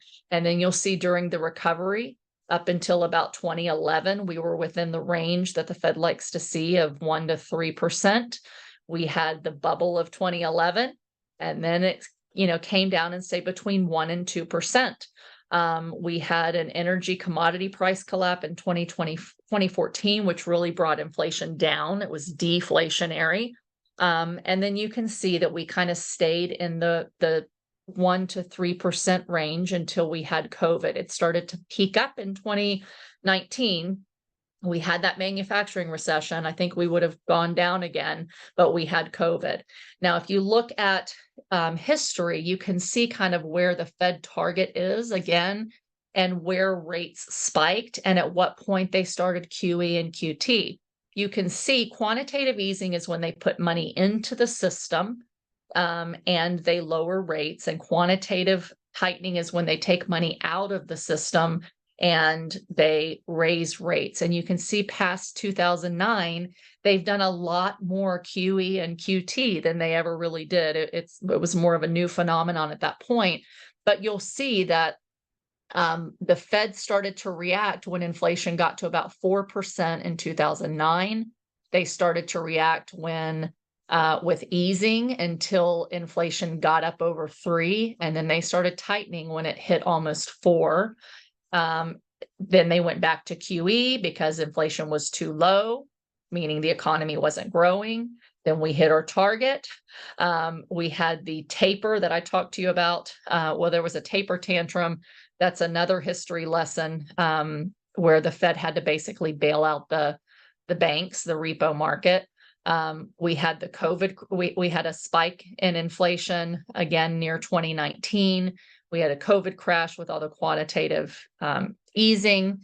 After tightening before around 2019, And then they've obviously been tightening again. And so, we're at that 3.48% mark. The Fed really doesn't like inflation over 3, but they typically haven't done easing until, you get down in closer to that 2% range. So, it's hard to know exactly what's going to happen.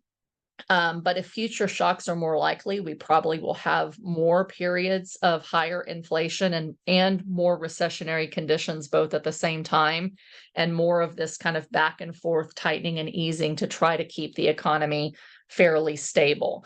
The other thing is US debt, again, is very inflationary. And as the government is unlikely to cut spending, as I showed you in their charts for their budget projections, they are going to most likely raise taxes, either party.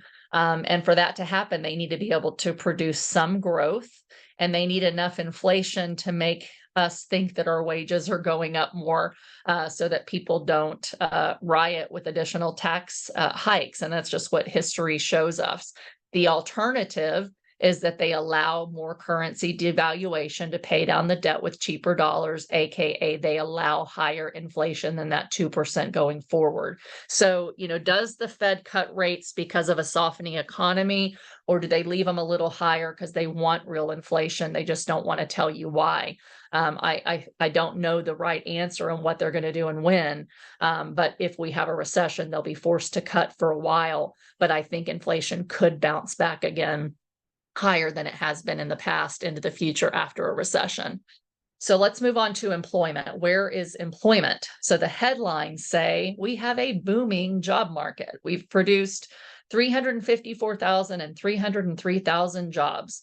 And the economy is strong because unemployment is low and the market is booming. And that's the headline, regardless of what channel. I look at lots of channels from different political persuasions because I like to see that there's like 4 different countries that I'm living in, depending on what channel I'm watching. But the reality is most of the headlines think that we have a booming employment market. And the reality is that that's not so true. Year to date, we've also had 340,000 layoffs for 303 jobs added. We've had the highest layoffs since April of 2023, and then 2009 before that, and the layoffs are rising. Employment is also weaker in terms of full-time versus part-time jobs. We've actually added no net full-time jobs compared to jobs lost in over a year. All the net positive job growth has been part-time. This is proven out in the deeper labor reports. People are adding second and third jobs to make ends meet. Those are the new jobs added, not full-time jobs. And historically, when full-time jobs has declined and part-time jobs increase, recessions follow. All but one time in history around 2004. You can see the top right chart that as full-time jobs start to come down and part-time jobs start to come up, they're almost always followed by a recession. Again, the most recent report that came out yesterday, the manufacturing and services report, showed significant service layoffs that have not yet trickled through into the inflation and the job numbers. The CBO, Congressional Budget Office projections, again, projects unemployment to be between 3.1 and 5.4% through 2027. So they do expect unemployment to rise higher than what it was before, and to stay a little bit higher. If you look at the bottom right and you look at the FOMC's projections, they project unemployment of 4%. We're already almost there at 3.8 something percent, with more layoffs coming that we know for April. They expect 2025, 2026 also to be 4 to 4.1. That's the median number, but the central banker's tendency, basically the average, taking out the outliers for low and high, are between 3.9 and 4.3, with some of the bankers, about half, a little more than half, think the unemployment would be much higher later than the 4.0 median in the longer run. Then if you look at projections on the left, the projections, sorry, I'm trying to move my cursor here, projections and long-term trends in the US, you will see the FOMC year-end projections. They expect on their dotted line for employment to actually get up over 4 and to stay up over 4 past 2030. Why would that be if we have a super strong employment market? It wouldn't be. Okay, just to further drive home this point, there's a couple of important rules that economists look at that historically have been extremely accurate in predicting a recession. We think low employment means strong economy. But again, as we follow these cycles, when you have a peak, when you get to the peak, eventually the music stops and then it starts to reverse. So unemployment is actually the lowest just a few months before a recession starts, because all of a sudden the economy peaks, it starts to cool down, profits can't be squeezed, people quit spending money, and then they start layoffs. And then we get into a recession, and then even more layoffs come. So the McKelvey rule, McKelvey is an economist who created a rule based on looking at all the past recessions, that if unemployment rises by 0.35% and it holds there for 3 months, we're always in a recession.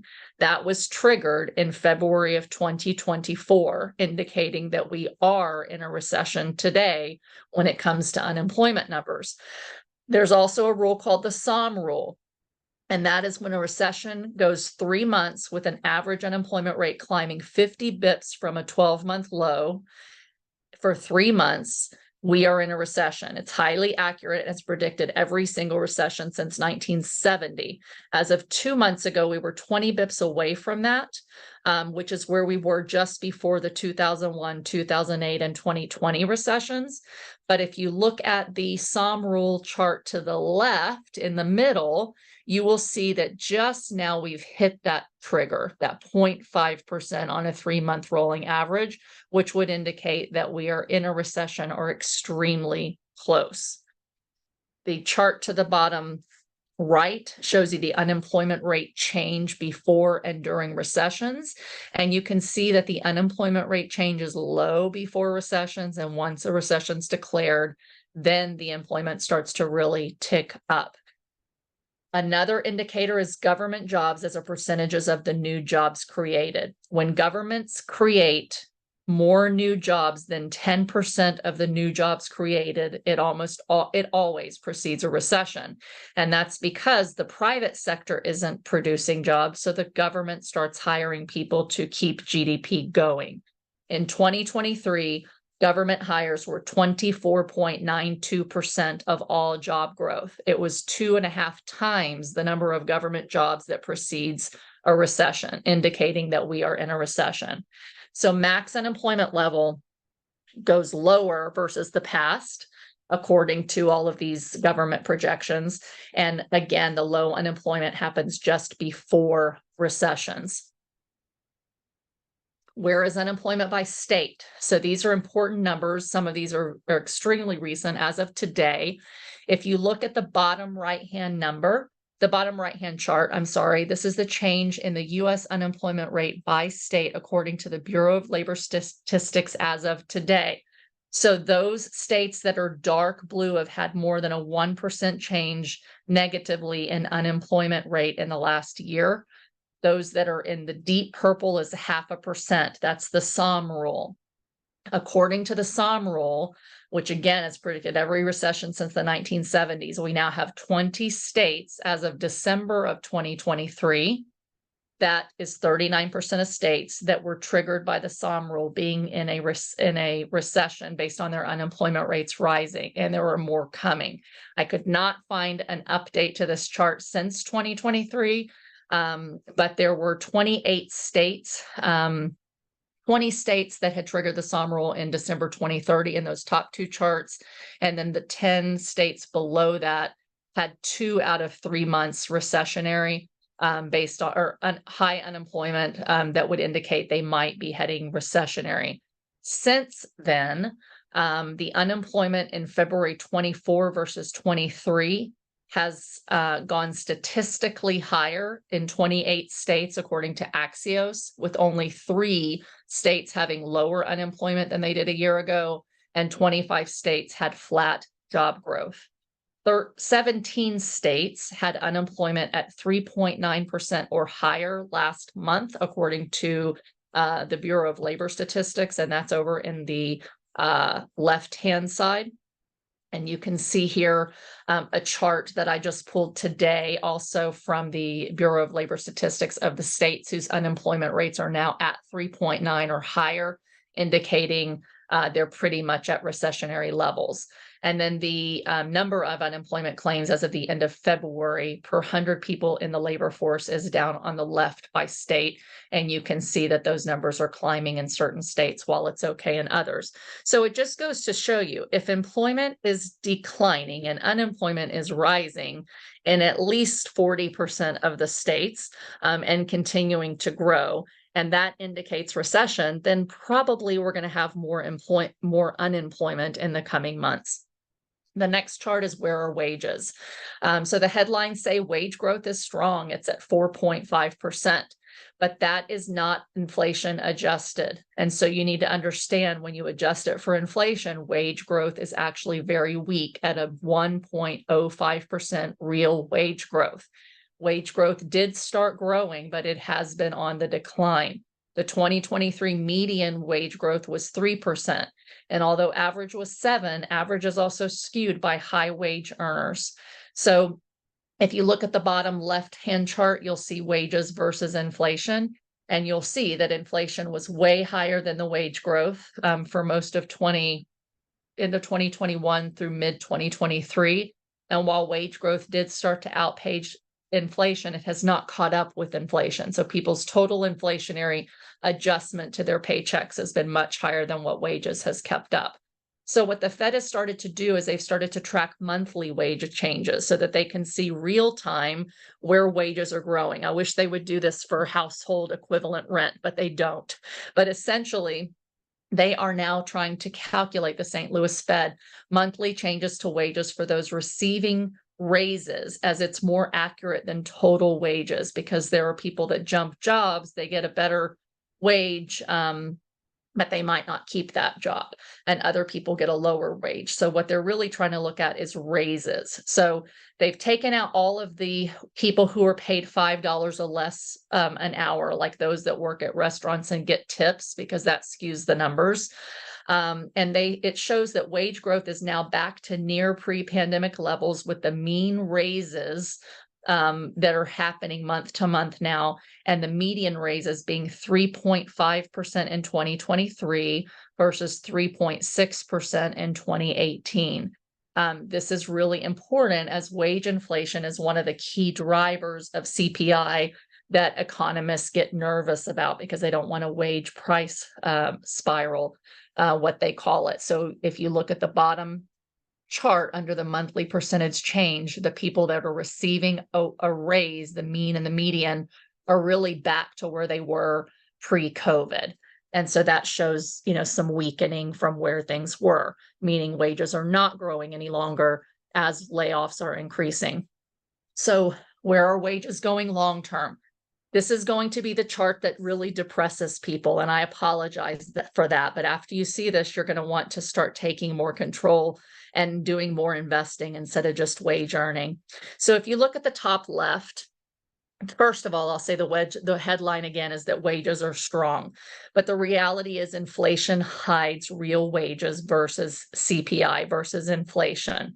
And so the real hourly earnings for production and non-supervisors was identical from 1973 to 2019, meaning no real growth.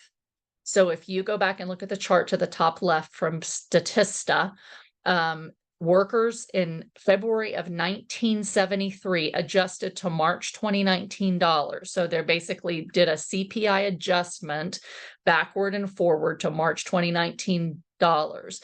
You'll see that these workers for production and non-supervisory employees made $23.24 equivalent in 1973. And they made the same $23.24 equivalent in March 2019, before the pandemic. And you see this pattern over and over and over again. If you look at my charts to the right, you'll see cumulative changes in real hourly wages of all workers by wage percentile from 1979 to 2018. These are hourly workers, and these are the cumulative increases in their pay. So if you go back to 1979, those in the bottom 10th percentile got 4% increase in pay by 2018. 4% annualizes 0.1% that their wages kept up above inflation. If you go to the 50th percentile, you'll see that they made 14% more over that 38, 39-year period. 14% more. That is 0.35% annualized real wage growth when you take out inflation. And if you're lucky enough to be in the top 90 percentile, you made 1.4% annual real wage growth after taking out inflation. If you look at real annual wages for those that made salaries versus hourly rates, you'll see that the bottom 90% only had 0.58% annualized wage growth. Average is 1.06% annualized. I did the numbers. I took the numbers here on these charts and divided it by the number of years. If you were in the top 90 to 95% of wage earners, you actually made 1.16% real wage growth per year. And if you're in the top 5%, 1.82% annual wage growth, and the top 1%, 4.14%. So over time, inflation basically allows governments to pay down debt cheaply and make people think that you're doing better than what you are, while people still wonder why they're living check to check. We also have a spending problem in the United States, but this is the reality of what inflation does. So even if there's wage growth, if it doesn't keep up with inflation, it doesn't mean you have a strong economy. That's really the point here. And what's happened is because of recessions and booms and busts that have highs and lows rather than smooth growth. Other than the top 25% of income earners, most American households, their incomes actually shrunk or barely kept up over the last 54 years, as you can see in the charts that are on the bottom, where you can see barely, increasing in those, little percentages that we talked about. Okay, now we're moving on to recession signals. So the National Bureau of Economic Research dates recessions generally about 6 months after they begin. Why is that?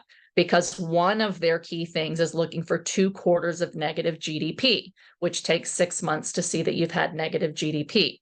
However, there are other factors, specifically the coincident indicators that we talked about earlier, that the NBER considers. We did actually have 2 negative quarters of GDP, and they did not declare us in a recession.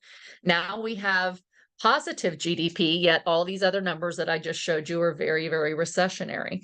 So the key things we're going to look at as we wrap this up is consumer spending, unemployment, wage growth, GDP, long and short leading economic indicators, coincident indicators, the HOPE framework, and the money supply. So the first ones we're going to look at as recession signals are consumer spending, unemployment, and wage growth, because we already kind of looked at that. Consumers are living check to check. Their savings are down. Their credit and auto defaults are happening.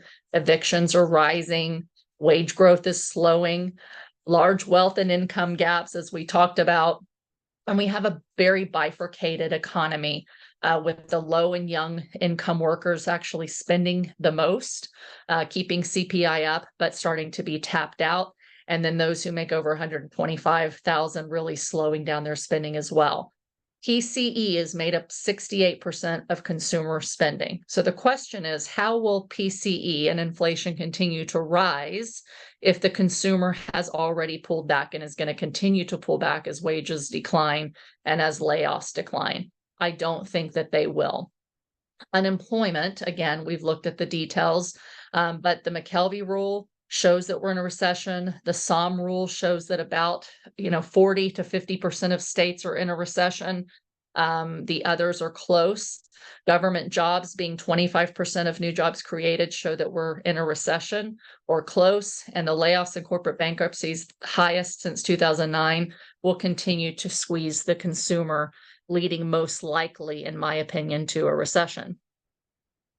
Then we look at GDP and we look at the economic indicators. So as we discussed, the Fed and government estimates a 67% chance that GDP will be between negative 0.2% recession and 2.9% for this year, and then 0 to 4% in 27. In this Conference Board report that was most recently issued on 4/18, it says the Conference Board forecasts GDP growth to cool after the rapid expansion in the second half of 2023. As the consumer spending slows, U.S. GDP growth is expected to moderate over the second and third quarter of this year. They are making that decision based on looking at leading economic indicators. The leading economic indicators are average hours manufacturing, average initial claims for unemployment, the ISM index of new orders that we just talked about, building permits for housing, the S&P 500 index, leading credit index, the interest rate spread between the 10-year Treasury and the federal funds rate, average consumer expectations of business conditions. They look at all those numbers, they aggregate them together to see whether it looks like we're in a recession. What you can see is that we have been heading downward based on these leading economic indicators and below recessionary signals, but up slightly in 2024. Again, 423 just yesterday, manufacturing Purchasing Managers Index just came in at below 50, which indicates we're in a recession. The Conference Board said in their report on April 18th, the LEI 6-month and annual growth rates remain negative, but the pace of contraction has slowed. Overall, the index points to a fragile, if not even recessionary outlook for the U.S. economy. Indeed, rising consumer debt, elevated interest rates, and persistent inflation pressures continue to pose risks to the economic activity of 2024. So when they come out and say, we are not projecting a recession, I'm sorry, my friend, they are lying to us.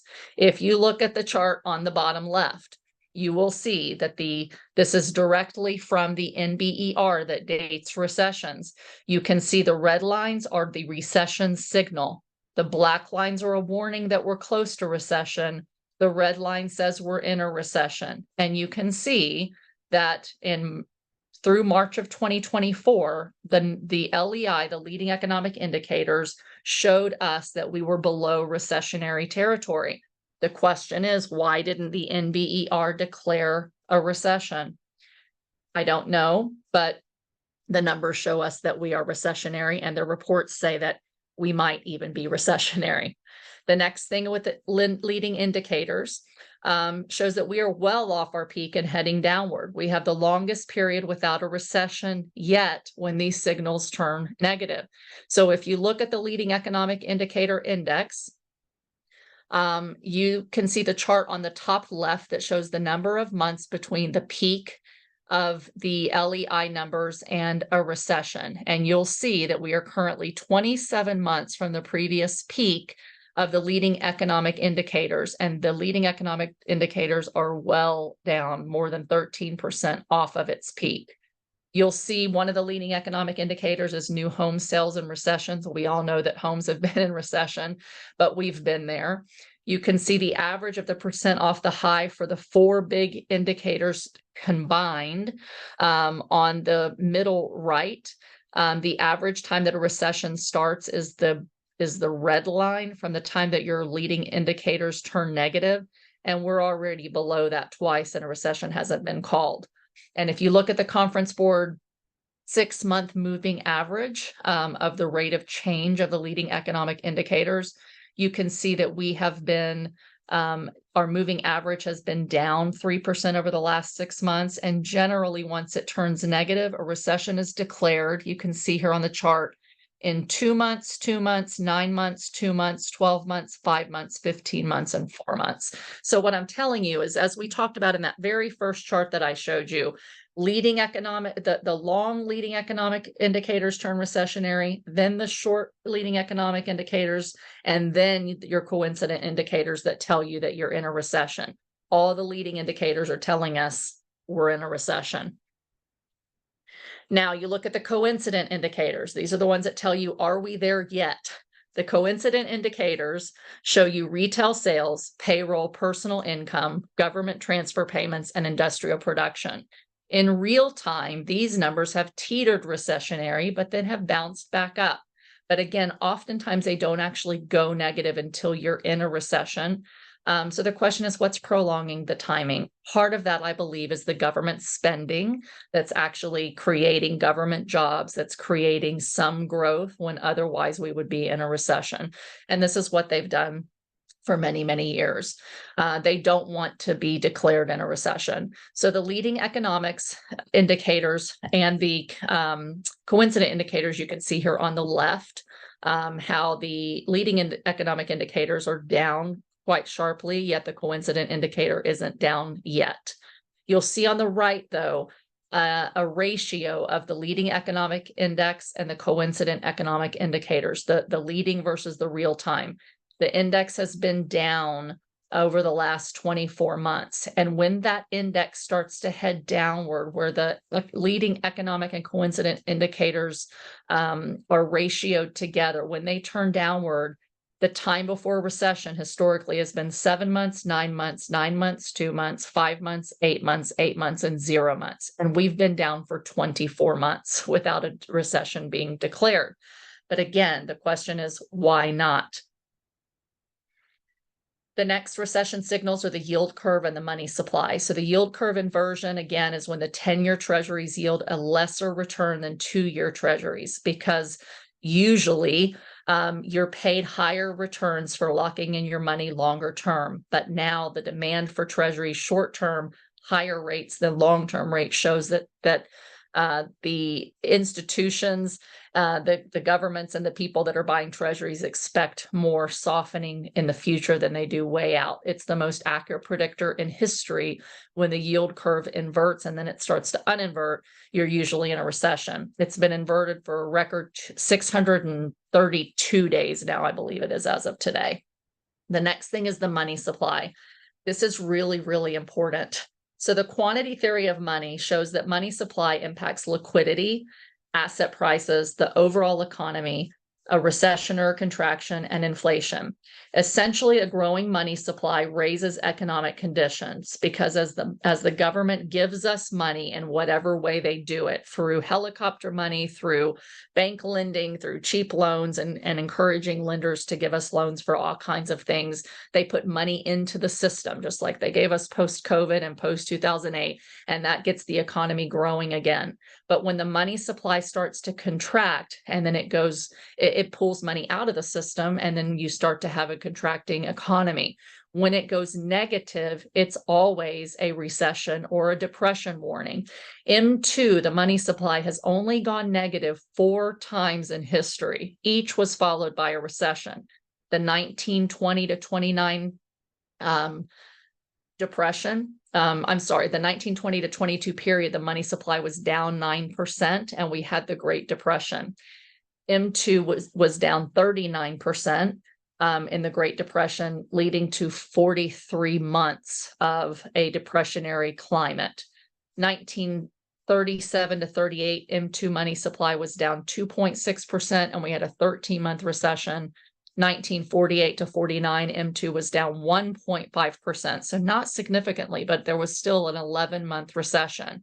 Right now, money supply is down -2%. It's the highest ever, and it was the highest ever post-COVID of 2021 at 27% year-over-year increase in the money supply. Now it's contracted 3.2% since March of 2022, and it's down negative. So it is a big warning that a big recession may be ahead. And again, the last two that were in the 1.5 to 2.6 range lasted 11 to 13 months. We're, contracted more than that. So I expect a recession coming because of all of these signals. And the question is, how long and how bad will it be? Hanke is an economist. I believe it's Steve Hanke, and he created something called the golden growth rate, which shows historically if the government can keep money supply growing by 6%, they will hit 2.2% inflation, which is the same target that they have in all of their projections, and they will have stable growth that's growing a little bit more than inflation. What he has said is that 785 economists out of just over 800 are post-Keynesian economists trained. They're modern monetary theorists. So they don't look at the money supply. They don't think it applies anymore. He's convinced that it still does. This is not a political statement. This is just repeating what Steve Hanke said. But he said that the Fed governors that sit, the economists that sit on the FOMC and the federal banks, they're 50-1 Democratic and modern monetary theorists who believe that you can continue to print money if you have the reserve currency, and you don't have to worry about inflation for the long term. They've been kind of proven wrong over this inflationary period that we're in, post huge amounts of money printing and US debt. But whether you're a Republican or a Democrat doesn't really matter. What's important to know is that most of the economists that are making rate decisions today are kind of discounting the yield curve and discounting the M2 money supply issue being negative and saying it doesn't matter anymore. It's different this time. What Hanke and some other, Lacey Hunt, some older economists that have lived through many of these periods have said is that they're making a huge policy mistake because of that. Then the next recession signal, as we're rounding this part out, is the commercial real estate defaults and a potential banking crisis. So for those of you that don't know, I'm in commercial real estate, so I see this firsthand, what's happening in the commercial real estate sector. But commercial real estate values are down across the country 30 to 40%. Most hit hard is office and then some retail, multifamily as well, but not quite as much of a decline as on the office side. But essentially, when interest rates go up, the risk-free rate of return offered by a 10-year treasury goes up.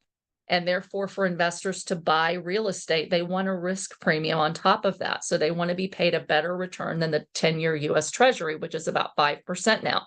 So for them to buy my property and make a 7% return, they want to pay a 7 cap. So basically, if they paid cash, they want a 7% cash on cash return. Well, when they were only getting a 3.5 to 4% cash on cash return and treasuries were paying 0.5%, they were willing to pay double for my property than what they're willing to pay for it today in some instances. And so just the fact that rates have gone up have devalued commercial real estate. And the real issue here is that commercial real estate, unlike residential loans, are not locked in for 30 years. They're usually locked in for a 5-year rate, and then they float and relock every single year. So many people who have bought real estate over the last several years have loans that have reset, where their interest rates have gone up and they no longer can be approved for a new loan because the debt payments would be more than their income, or their asset values have declined significantly and therefore they're defaulting. And so you are seeing a corporate debt maturity wall that's already hitting, but it's going to be worse in 2025. And it's not just commercial real estate, it's also corporate debt, because corporate debt is also very similarly variable. And so we're seeing more defaults, and there will be many more defaults if rates do not fall soon. Commercial real estate foreclosures are up 117% year over year, with 625 recent commercial real estate defaults. There's $2.2 trillion of commercial real estate loans maturing by 2027.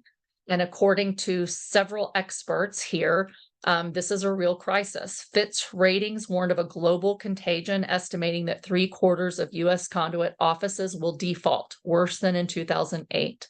Morningstar says that small local banks hold 50% of commercial real estate loans and are at serious risk.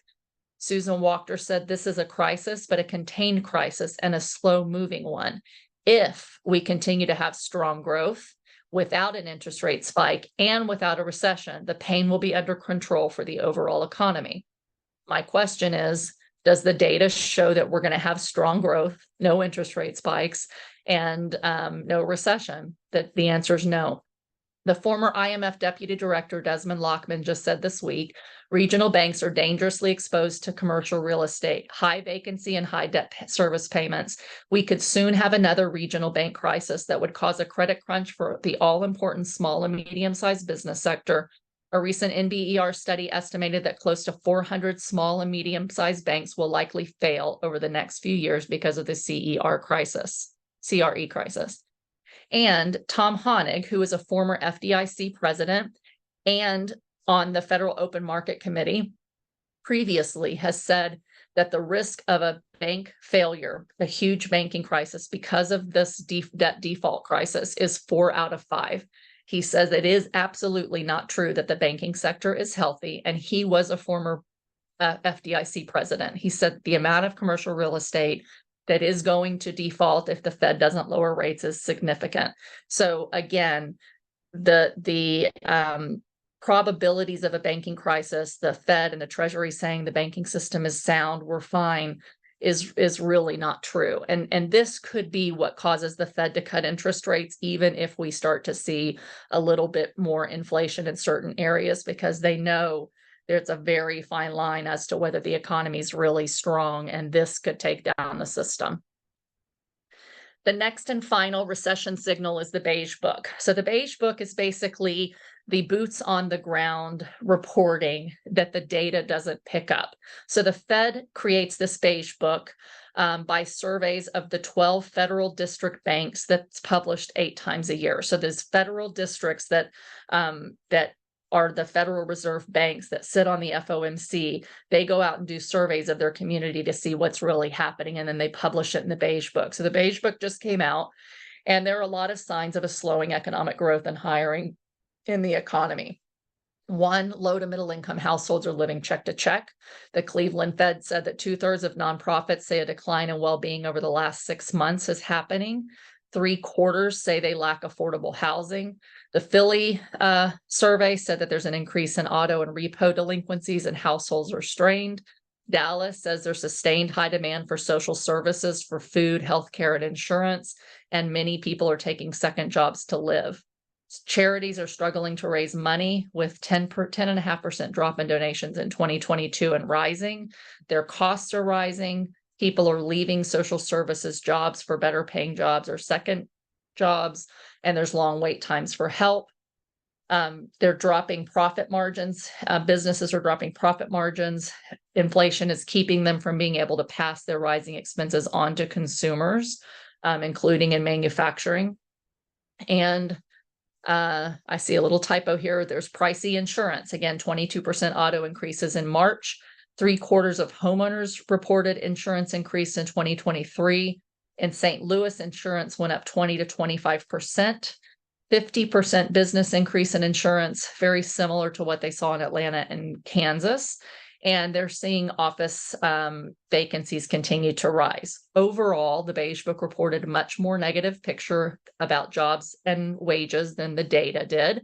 And this alone could prevent rate hikes, even if there's a little bit higher inflation, even if there is some CPI, because the Fed doesn't want to hold rates for too much longer and cause a real recession or a banking crisis. So they're more likely to maybe start to back off rates and still cut, even if you have a little bit higher CPI for certain sectors. And then I think this is actually the last recession signal, the HOPE framework. So recessions follow a decline in housing, then orders, then profits, and then employment. And this is a framework by an economist named Michael Kantrowitz. All of these areas have been weakening, but not all are in a recession. They've kind of come in and out, these leading economic indicators. Some have been flat, and maybe they're just pushing the recession off longer. The numbers are not getting stronger. There's definitely weakness, but they're not all declining at once. So the signs of slowing economic growth and recession ahead are housing. Housing is clearly in a recession. And if you look at the charts, you'll see the housing weakness is similar to the Volcker period, where existing home sales are at extremely weak levels. Medium home prices are down 15% across the board as of last week, the lowest since 1964. And we are in a clear home sales recession similar to 1982. Orders for manufacturing across 400 companies trended downward since February of 2022. And again, yesterday we had the print that manufacturing is down to 49.9%, below 50 as a recession. Profits and earnings had grown quite substantially over COVID. So not just was there more inflation, but corporate greed allowed profits to really go high, up over 10 and 11%. Profits have been positive, but there continue to be revised downward over and over for pretty much all but the large cap tech companies. There's weaker earnings, 8% without the Mag 7 across the S&P. And over the next 12 months, as CPI comes down, they're lowering estimates. From 1985 forward, estimates start optimistic at the beginning of the year and fall about 5 or 7% later in the year, based on most S&P numbers. A survey of 2024 of CFOs were positive about growth, with about 5.8 estimated earnings projected. But again, it's very bifurcated, and there's not broad improvements in earnings across all sectors. Certain companies are strong while many others are weakening, similar to the Mag 7 doing great and the rest of the market kind of lagging until recently. The other thing to know is that rates usually take about 15 months to really start hitting profits. So it's one of the things that lags housing and orders.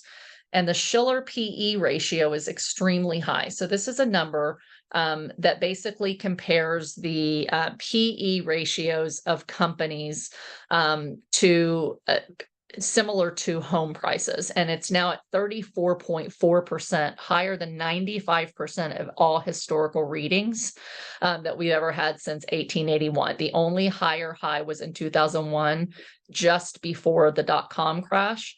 The top 10 stocks PEs are higher than 1929 highs before the Great Depression. And that's kind of a warning sign, especially when we see all these signs that the economy's weakening and there's really not any signs that there's going to be sustained growth to allow companies to meet their earnings targets in the future. And then finally, employment. Again, employment's the last area to become recessionary, but it's already ticked up to that 3.9% mark that we talked about. So where are we really in the cycle? This is my little chicken scratch check marks, but we are not at the peak. We're clearly in the contraction. Are we in a recession? Time will tell. Most numbers say we are recessionary, as I've shown you. And so I believe that we are in a recession, even if it's not technically declared, because we technically do not have 2 quarters of negative GDP. We see that the only reason for that is government spending and government jobs, keeping GDP just above inflation. So how will the Federal Reserve respond to the weakness? This is what everybody wants to know, right?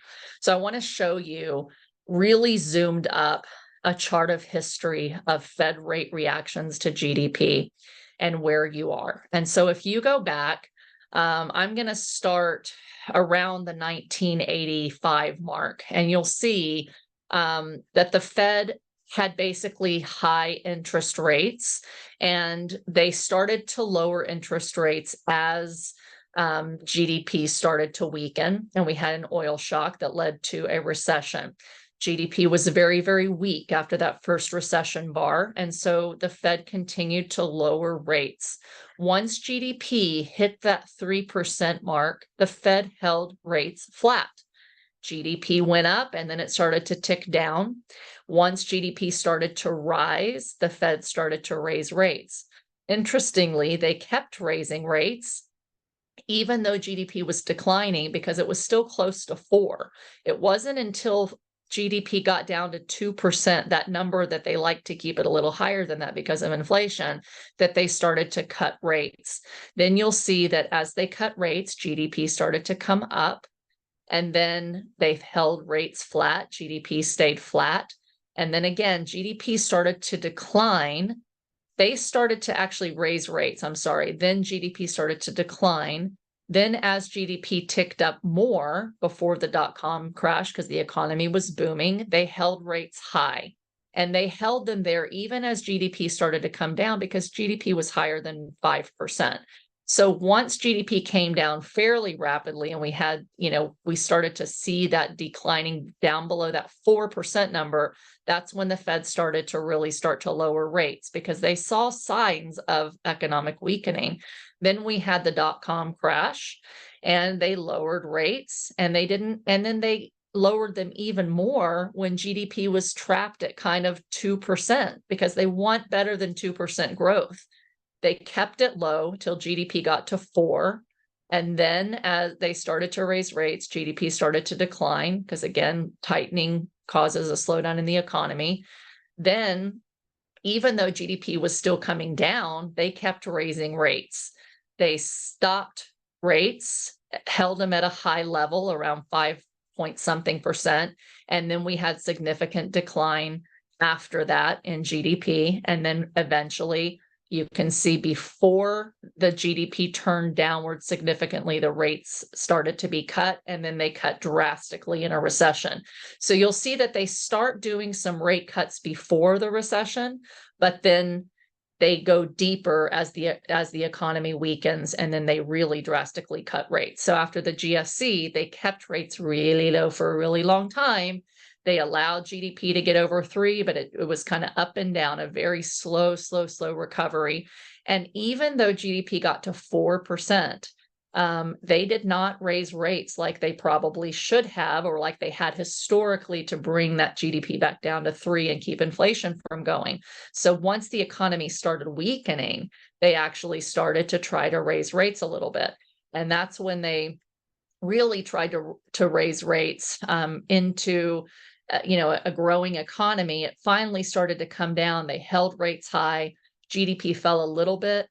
Manufacturing started to struggle. They raised rates in December of 2018, which caused a market meltdown. So then they lowered them the very next month, I believe. And then we had the manufacturing crisis, manufacturing recession that very few people actually knew about. And then obviously we had the pandemic. So this is just to show you, the Fed really likes to keep GDP under 4%. But better than 2%. And so I'm kind of watching for those numbers to teeter in there along with CPI. But usually the Fed starts to cut a little before you're in recession, because they see the data slowing down. They know that if they don't cut preemptively, that the recession could come and it could be worse. And so because of history, even if I see a couple more CPI prints that have a little bit higher inflation, if it's mostly still housing again and a little bit of insurance, but everything else is coming down and we see layoffs and jobs, I tend to think that they're still going to cut. And again, because we have this potential CRE crisis and banking crisis, they could allow a little more inflation and slowing growth and still cut rates this year. So how will the Fed and Congress react? This is kind of the summary of where I think they're going. Real GDP, we've talked about what those numbers are. GDP is coming down, and we expect it to be much lower, back to 2009 type levels over the next couple of years.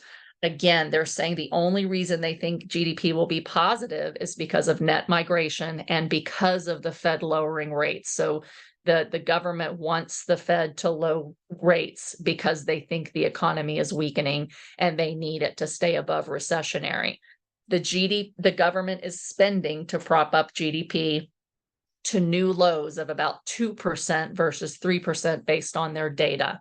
The Fed will likely cut rates drastically when GDP goes negative or below these estimates, or with other severe triggers that force them to cut them rapidly and quickly, or a banking crisis. How low depends on how bad a recession is, but they can and do preemptively cut rates before a recession is declared when they see these leading economic indicators turn negative, as I've shown you they have. So the government projections don't anticipate any large natural production boost in GDP in the next 10 years. This is really important. I think that as the government tries to reshore things and bring back manufacturing to the United States and have more energy independence, for example, and they spend money to do that, over time, that's going to create production, and we hope more production than what they think. AI could help, create some more production, but it could also cause a lot of job layoffs. So, we have low production, nothing that looks like it's going to create massive amounts of jobs in GDP over the next decade. And we have declining demographics that are going to continue us on a deflationary trend that we've been on the last 40 years. That's going to make GDP more negative, with perhaps larger declines due to the 30 million baby boomers retiring over the next 5 years. And government needs that immigration and is planning on that immigration to offset the labor force loss. Once the Fed cuts rates to keep GDP positive, Congress will most likely continue to spend money to prop up GDP just like it has in the past. And that's going to make our debt continue to rise. Government funded GDP, again, has diminishing returns. So for every dollar they spend, they get less and less growth out of the economy. And that's going to make our economy most likely pretty flat over the next decade, rather than being in a quick recession and a quick recovery and a quick expansion like everybody's hoping. That's just my opinion based on the data. Unemployment.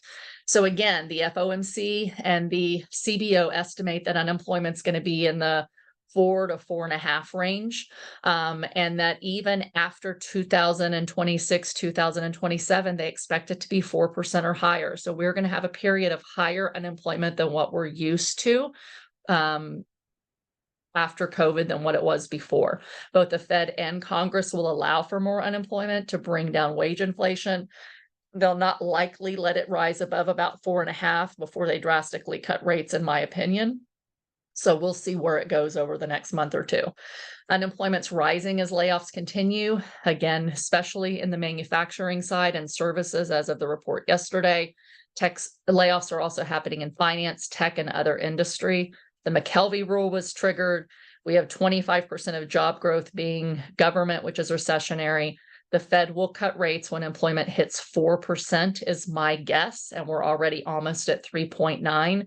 So I still think the Fed is going to cut rates sometime this summer unless we have substantially higher inflation numbers come out tomorrow and in May and in June. So it could be that they push it out a little bit longer, but I think the economy is softening enough that they probably will cut.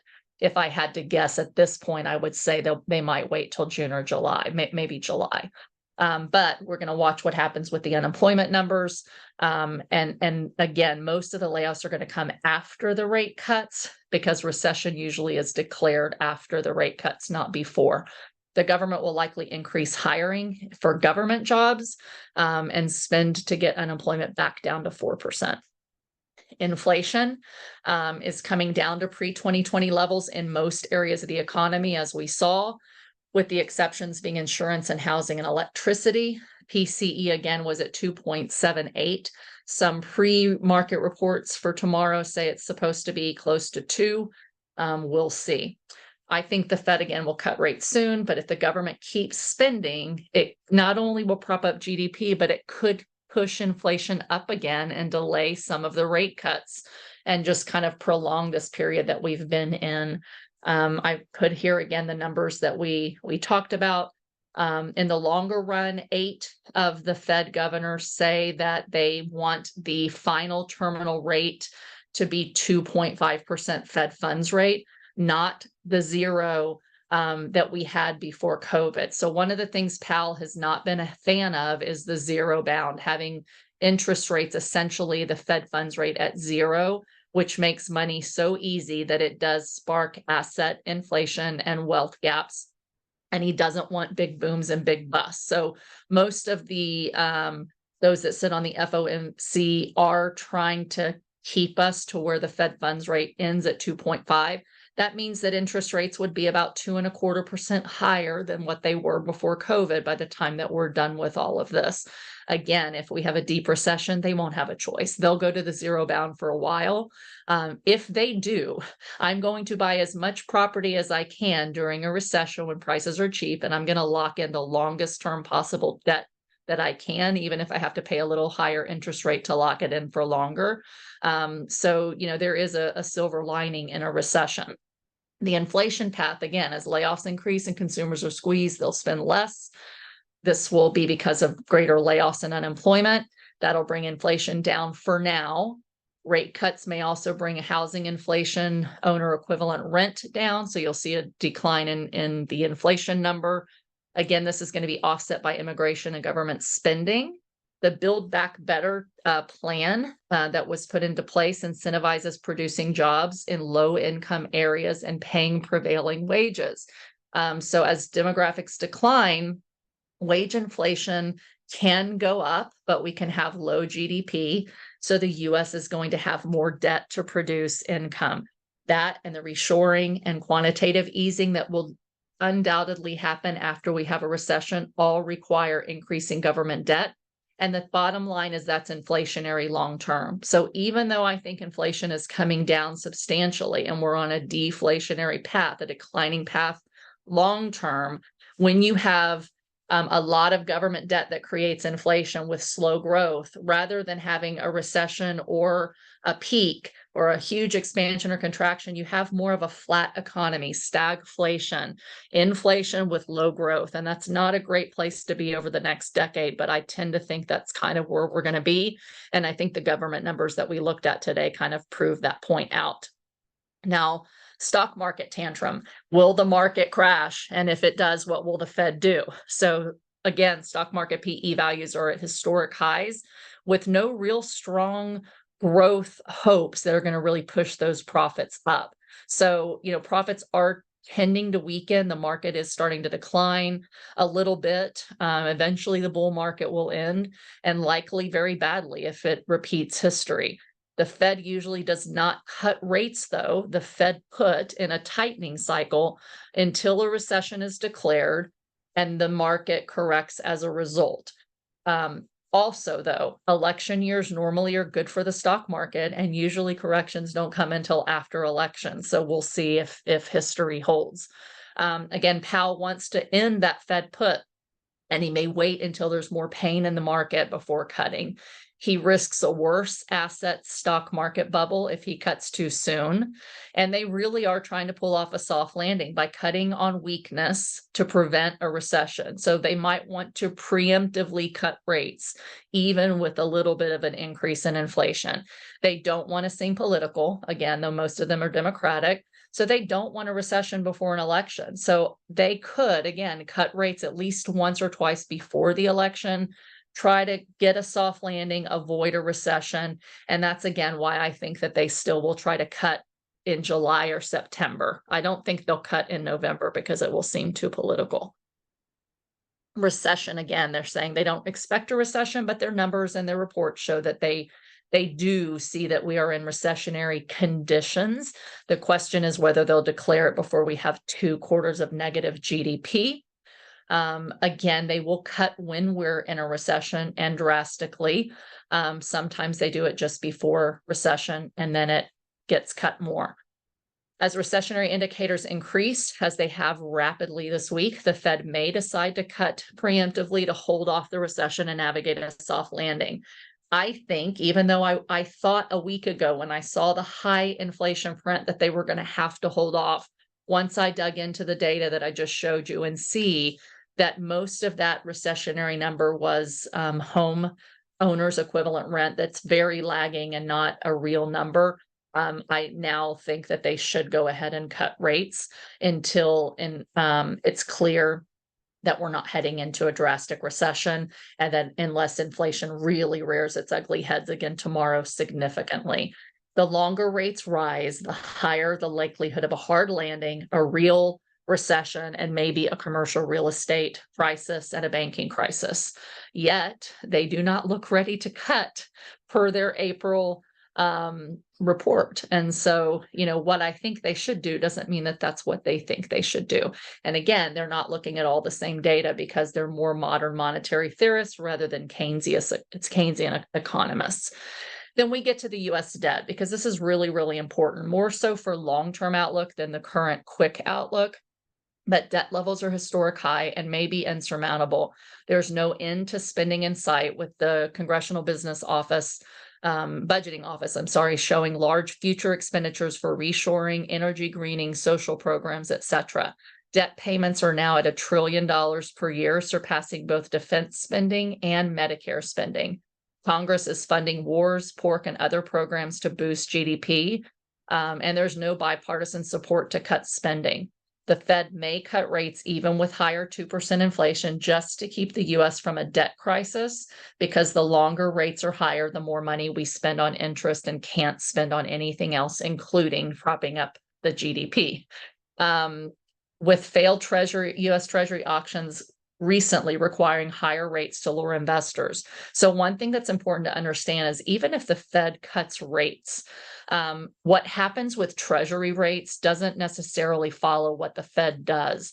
As the US has more debt and looks like it's more likely to potentially never be able to pay that down, or if we have a US debt crisis, then for people to buy US treasuries, which is what funds the US debt, they're going to demand higher rates. And therefore, the Fed loses control of rates based on government debt. And that could cause interest rates that we use for things like mortgages to actually rise substantially, even if the Fed tries to cut rates. So long term, again, I think we're in for a lot more inflation once this bout of inflation kind of comes down. Again, there's no plans to cut spending.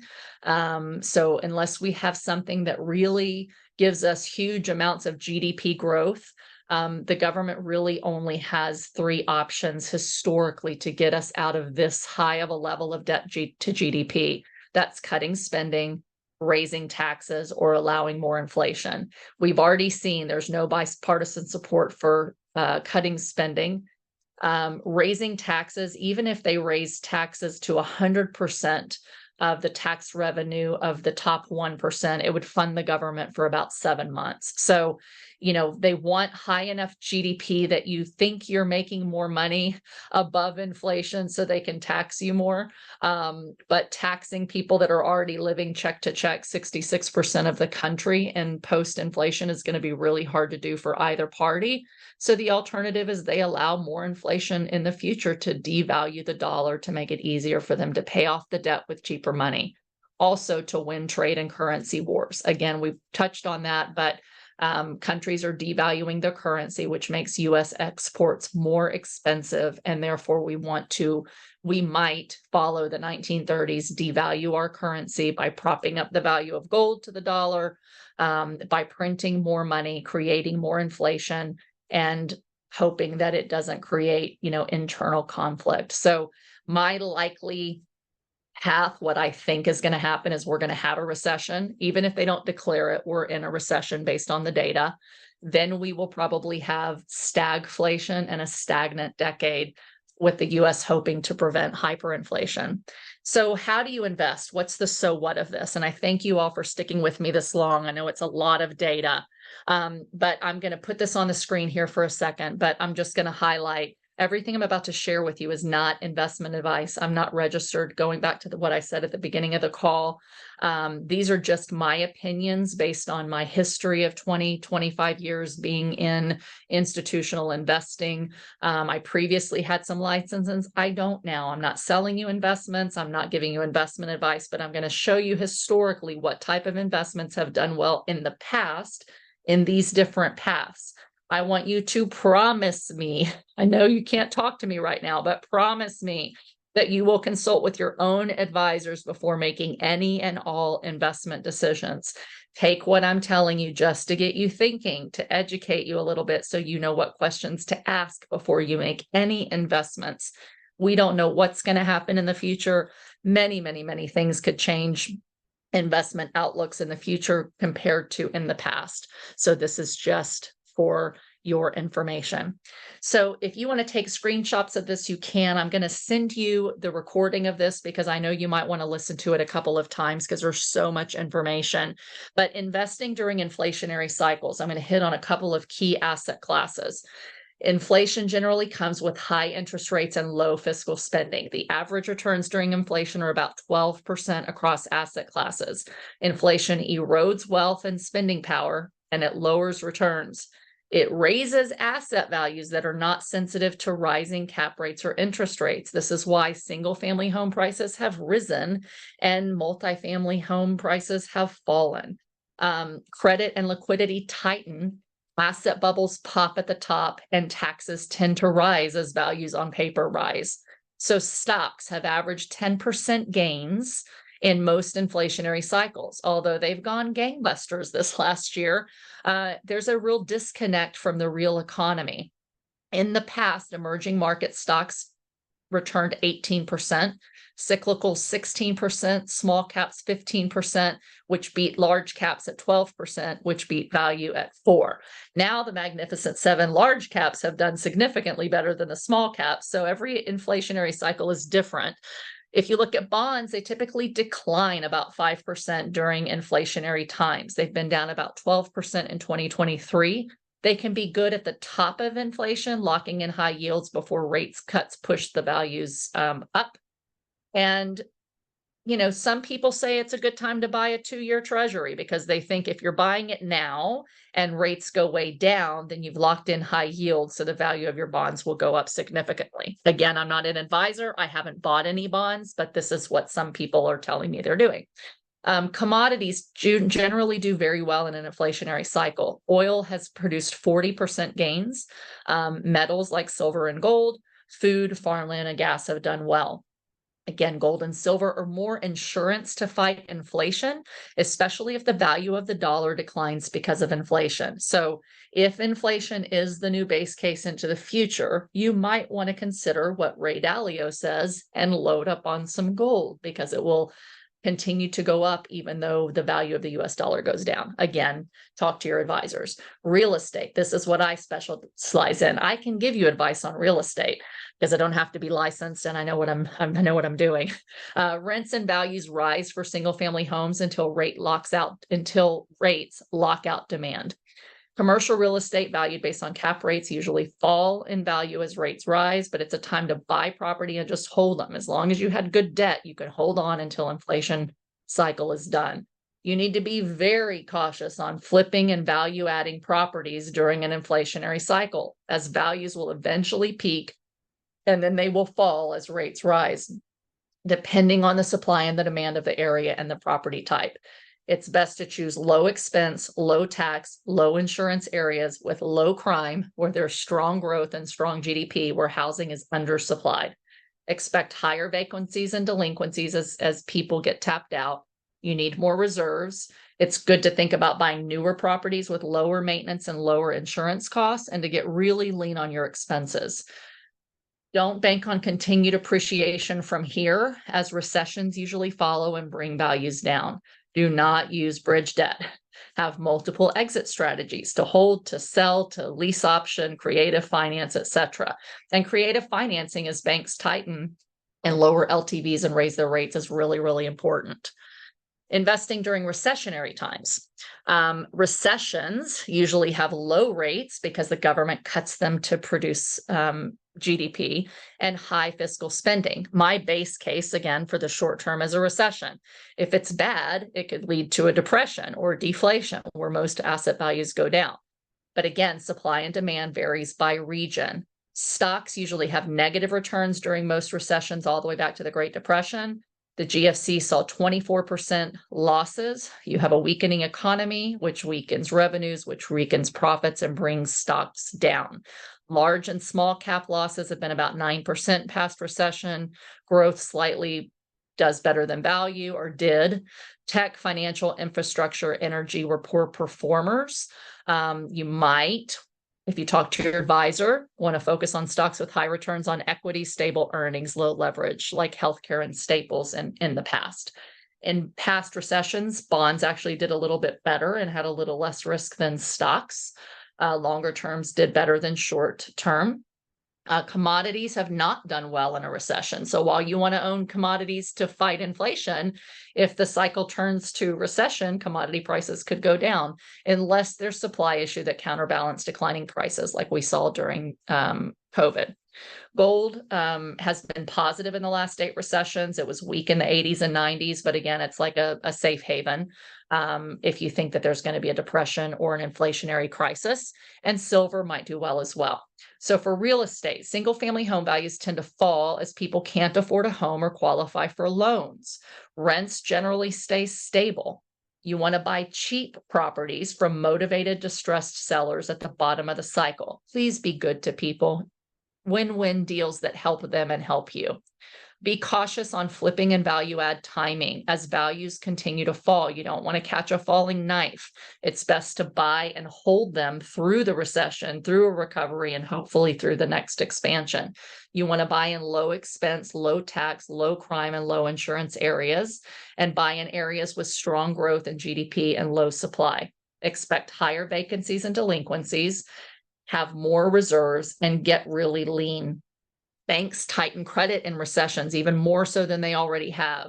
So it's a significant time to buy and hold, but also try to do some seller financing, find private lenders. I'm closing on a property on Friday with a private lender. I'm offering him 6% interest only, which is better than he can get in a 2-year treasury and a whole lot less than what I could get if I go to borrow, and it keeps my cash flow high even in inflation. Similar things can happen in recessions. When you have a recession and rates fall, lock in your profits, cash out refi, second mortgage to allow you to buy more properties if you have the liquidity and the risk tolerance to be able to buy when things are low.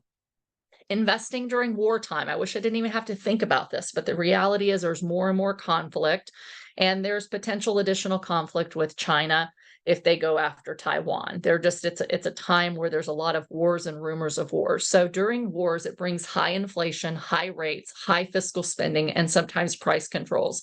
Stocks in wartime have actually done really well, generally speaking. Civil War, they were up 112. World War I, they were down 17. World War II, they were up 66. The stocks that have done well have been defensive, energy, alcohol, restaurant, medical, entertainment. Bonds typically have underperformed stocks in wartime, but corporate bonds have done well after post-war rebuilding.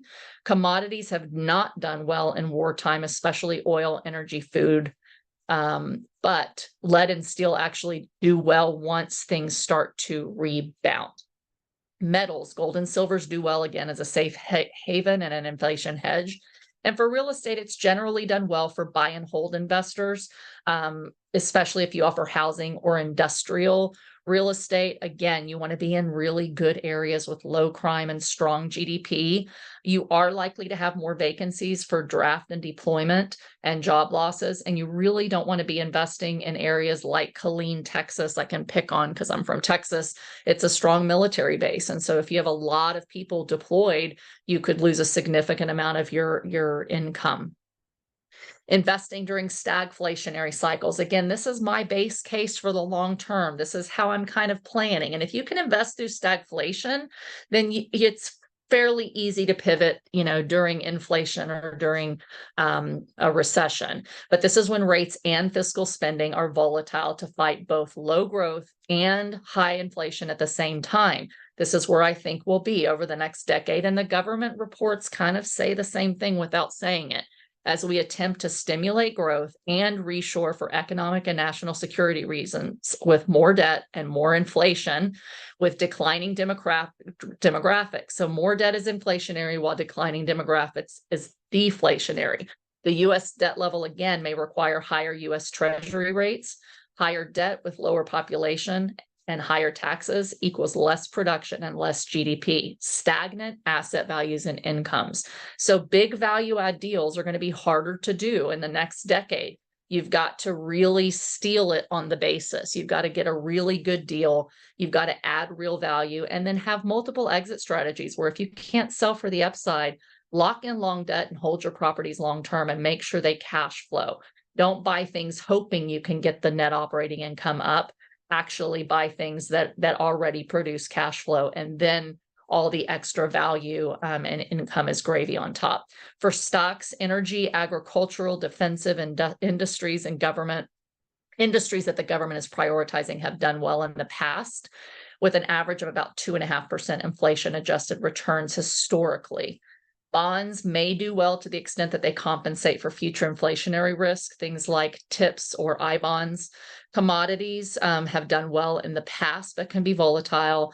Again, gold and silver are basically an inflation hedge. And then there's some of the indices and how they've done. And then this is the good news, an expansionary cycle. If things actually can correct and the government can get out of our debt and we can produce more GDP, and have less inflation and start to expand. This rebuilding and growth period is a period of great expansion characterized by low rates, high fiscal spending, and stabilization as conditions improve after a recession or major contraction. During this period, the government must keep GDP over inflation. Stocks tend to do well and best during this time, especially if those stocks are focused on the things that we know the government is going to prioritize as part of their Build Back Better plan. Bonds may do okay if inflation and high rates are given relative to the risk. Otherwise, they generally are underweight when people move money to stocks. Commodities may underperform equities. Again, there's potential future commodity supply issues for energy, farmland, and food that could boost prices. Metals are again an insurance hedge, but most of the time people sell gold and silver to go into things like stocks when the economy's booming. Real estate, this is the time, and the only time, in my opinion, when you should really do significantly more flips and value adds because the economy is growing. So you know that the rising tide lifts all ship. Expansions are ripe for new construction. New constructions actually has a lot of tax credits and incentives right now to build by paying prevailing wages and using energy efficient equipment. You can also get bonuses for building in low income areas. And I think that affordable housing in Section 8 is a real need that might be a good niche for a lot of investors during this next expansionary period. But you want to have government type of housing in areas with really strong GDP. So again, you always want to focus on owning in areas that are low tax, low crime, high growth, and low in insurance type of areas that are undersupplied. And during this time, bank credit will be easy post recovery. And this is the only time in all of these different scenarios where I think it's a really good time to start or buy a business where there's areas or services that you're offering where there's high demand for that and low interest rate debt. You don't want to start a business at the peak of the economy, during stagflation, during recession. Okay, so I'm going to open it up to questions here. This is my contact information. My website's AnnaKelleyInvesting.com. And most of you probably have my Facebook, Anna REI Mom Kelley. For any of you that are looking for coaching or consulting or to kind of take this information and really apply it to your real estate particularly, I do not coach and consult on stocks, bonds, and mutual funds because I'm not a licensed investment advisor. But if you want help looking at real estate deals or figuring out how to navigate your own portfolio for what might be coming, I am offering a special $500 consultation, which is a discount. It's my existing client fee that I offer. The link here, if you want to copy it, well, I can also put it in the chat, or if somebody wants to copy it and do that, will allow you to go onto my calendar. I'm only doing this for May. I travel all summer long and enjoy my children and don't do any coaching or consulting during the summers because I want complete and total time freedom for my family. But I am opening up my calendar for May and May only for consults if there's anybody that would like a consultation or wants to talk to me about long-term